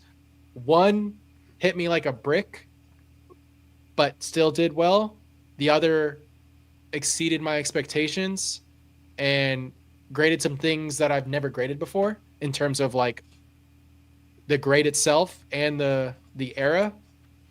And it's a fun one. But yeah, I got some cool videos that are probably going to drop in the next couple of weeks on artists that are paving the way in the future of the Pokemon TCG, as well as a Nice. fun one. I think this is a fun video, but it probably won't get a lot of views. But if Indigo League's gym leaders were narcissistic Pokemon collectors, that's the concept. So it's a fun one. But that'll probably drop in the next couple of weeks. Who are the Indigo League Pokemon trainers? Yeah, Brock, Misty, Oh, duh. Erica, I'm dumb. Lieutenant Surge. That's Wow, Kanto. yeah, Kanto. Yeah. What am I talking about? You should just said Kanto. But Tangela. yeah, Man. I'll You just I'll Tangela. probably, I know I really did Tangela you. Yeah, those are, as far as like content goes. You're a savage. Keep going. Oh, wait. Also, what else? As far as personal, my partner's family, her mom and her brother will be visiting for Christmas, Nice. and we'll be going over to her stepsister's house and hanging out with the fam. Their son, he's like 9 or 10 years old, and he's been dabbling in Pokemon, so I'll probably bring him an ETB, a Surging Sparks or something. I have a few extras of those, so I'll probably have a rip session with him. That's like the Wait. one time. I know. Why would you buy him that when you can just buy him a digital mystery pack? Oh, that'll really embed in his brain as a core memory. But yeah, aside from that, I'm not going to the Collecticon in LA. That's happening like a couple days before Christmas. That's just too close to I Christmas. was really gonna try to go, but Card Party San Diego and yeah. San Francisco Collecticon are yeses, but I'm gonna skip on this one. Yeah, I'm also trying not to buy too much right now. Yeah. Cooley asks, what do you deem good enough for your wall display? I am having a midlife crisis with my wall display. I have my electrodes here with my Machamp in the middle. It's a level X Machamp PSA 10. Japanese, not English. That's way too expensive. Above that, I was just hanging my Pikachu Black Star promo from Sword and Shield. Just 9 of them. On that side, It's we have basically Mewtwo everything Pogo. that he's shilling. Yeah, You have that Pikachu you've been promo and you have brainwashed Mewtwo for the last 3 logo. hours, basically. And here I was gonna complete Celebrations, VMAXs, and Japanese no celebrations. the middle row is a wash. I was actually gonna do all the reprints, the Kanto starters in PSA 10, but I haven't finished Well, it. if you ever Yeah. take off that Blastoise VMAX, I'll take it off your hands. I still need that one Jake. weirdly. I literally have 10 of them in my closet. Okay, well, I'll send you money after this. I need one. I bought them all when they were like $50. But I gotta look at them all and pick the best one. I'll pick the best one and send it to you. Oh, speaking of sending to each other. Oh yeah, yeah, yeah, yeah. No, no, no, no, no, no. Let's save it. Let's save it. Let's save it. We'll do it. We'll do Well, both next.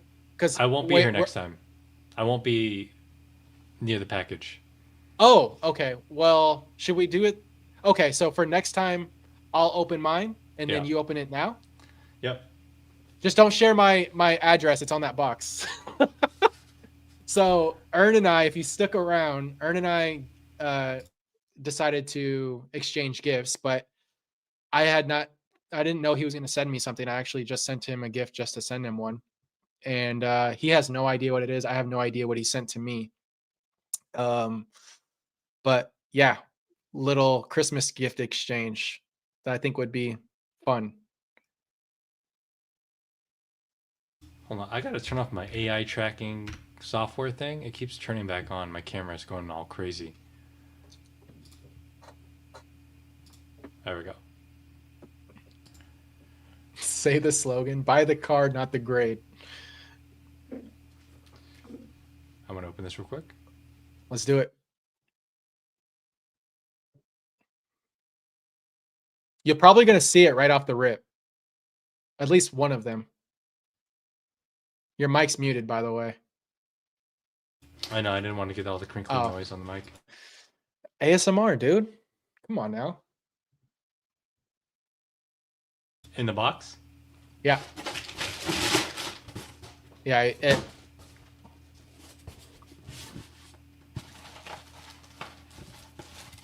Oh, nice. There's a few things in there.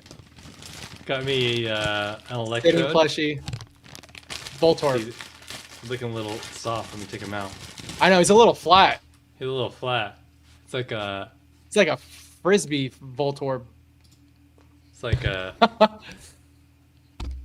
Nice. Very cool. Thank you. Little desk edition. Why not? Yeah, a little desk edition.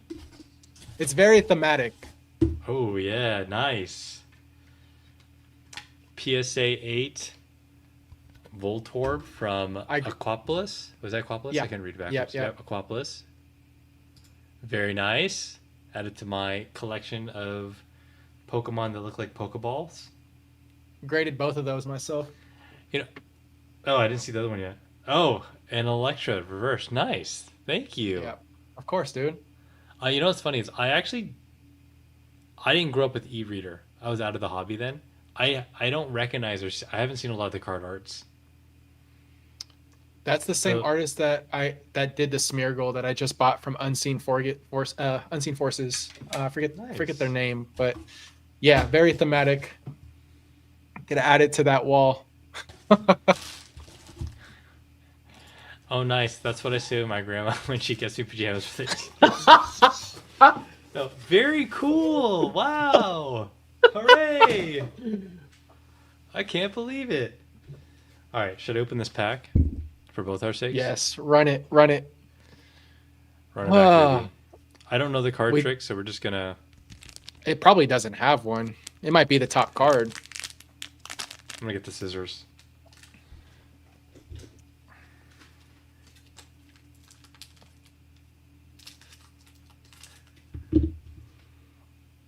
Get the screen ready. Let's go.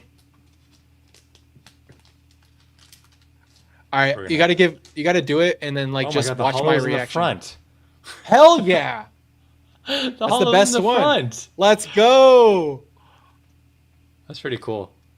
It's crazy to think this has been sitting there for like last year. Be on the front. Look at that hollow. That looks really good. Yeah, centering's off, but okay. Now the rest of this is I'm gonna butcher the rest of this. Ooh, Nishida coughing. Okay. Or wheezing. Wormhole. Okay.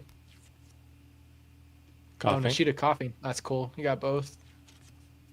Oh. Banfy, what's up? Hell yeah. Let's go. I think that's Himeno. More Nishida. Yep. That's Zangoose, right? Yeah. Or the pre-evolution, I think.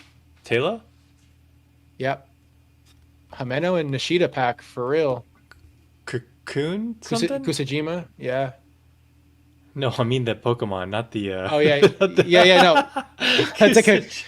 It's Kusajima. It's the artist. I don't know the name of the Pokemon.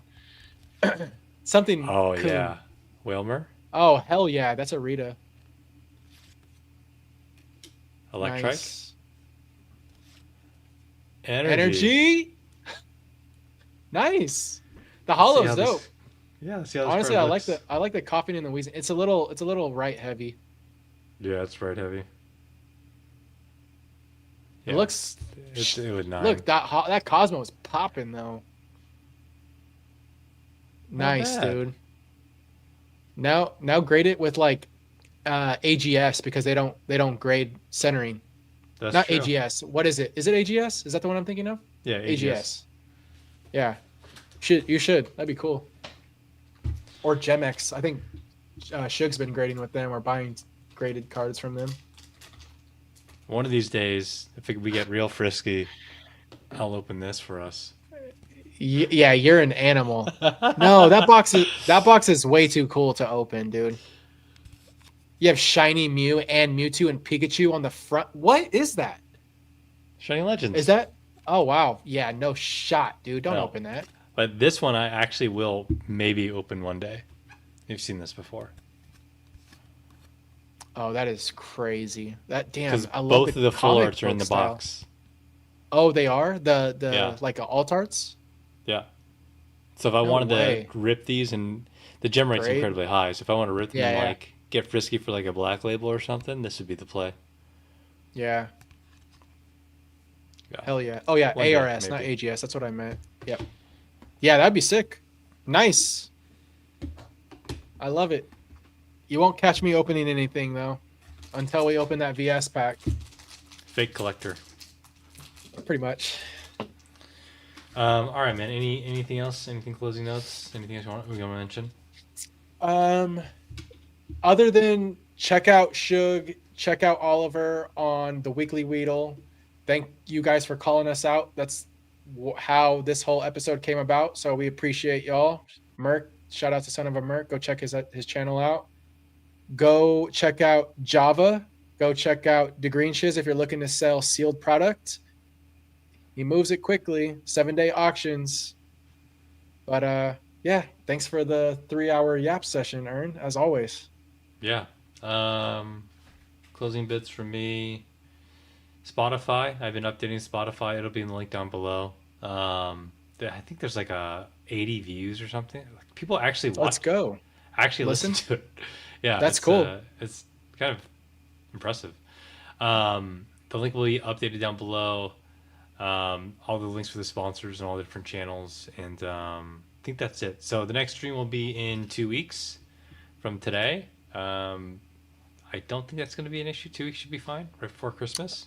Yeah, I think that's okay with. That should be fine with me. Yeah. Yeah. And you can open up the present I got you. I think you'll like it. I Hell think you'll yeah. like it. I didn't expect anything to be honest, but I appreciate you. It'll be fun opening something on camera, live reaction, YouTube content creator face. Oh my gosh. You won't believe how much this is. We're getting old. We're getting old for sure. You know, I take some of those thumbnails in person, right? Like in social environments. It's not. Jake, I know. It's those cards and coffee. Like I actually have to do that, like pretending like I'm holding something because I have a vision for the thumbnail. I'm going to be Yeah. with you in public, and I'm going to look around. Yeah, he's doing a thumbnail thing from YouTube, I guess. Hey, there was this older guy that walked past me today, and he was like, "Hell yeah, putting in that work." Work. The whole point of this hobby, you have to work to make things happen. Rizzy, you're correct. We're doing it Tuesday the 23rd, not Monday the 22nd. So we'll update that. Oh yeah, that's my bad. I can't do math but yeah, that Tuesday we'll be doing it, and then hopefully after that we can go back to our Thursday schedule. And I think 7's been great. I think it helps with the East Coast folks too. Yeah. That have a early bedtime. But for sure. All right, guys. Thanks for watching, and we'll catch you in a couple weeks. Peace. Peace, y'all.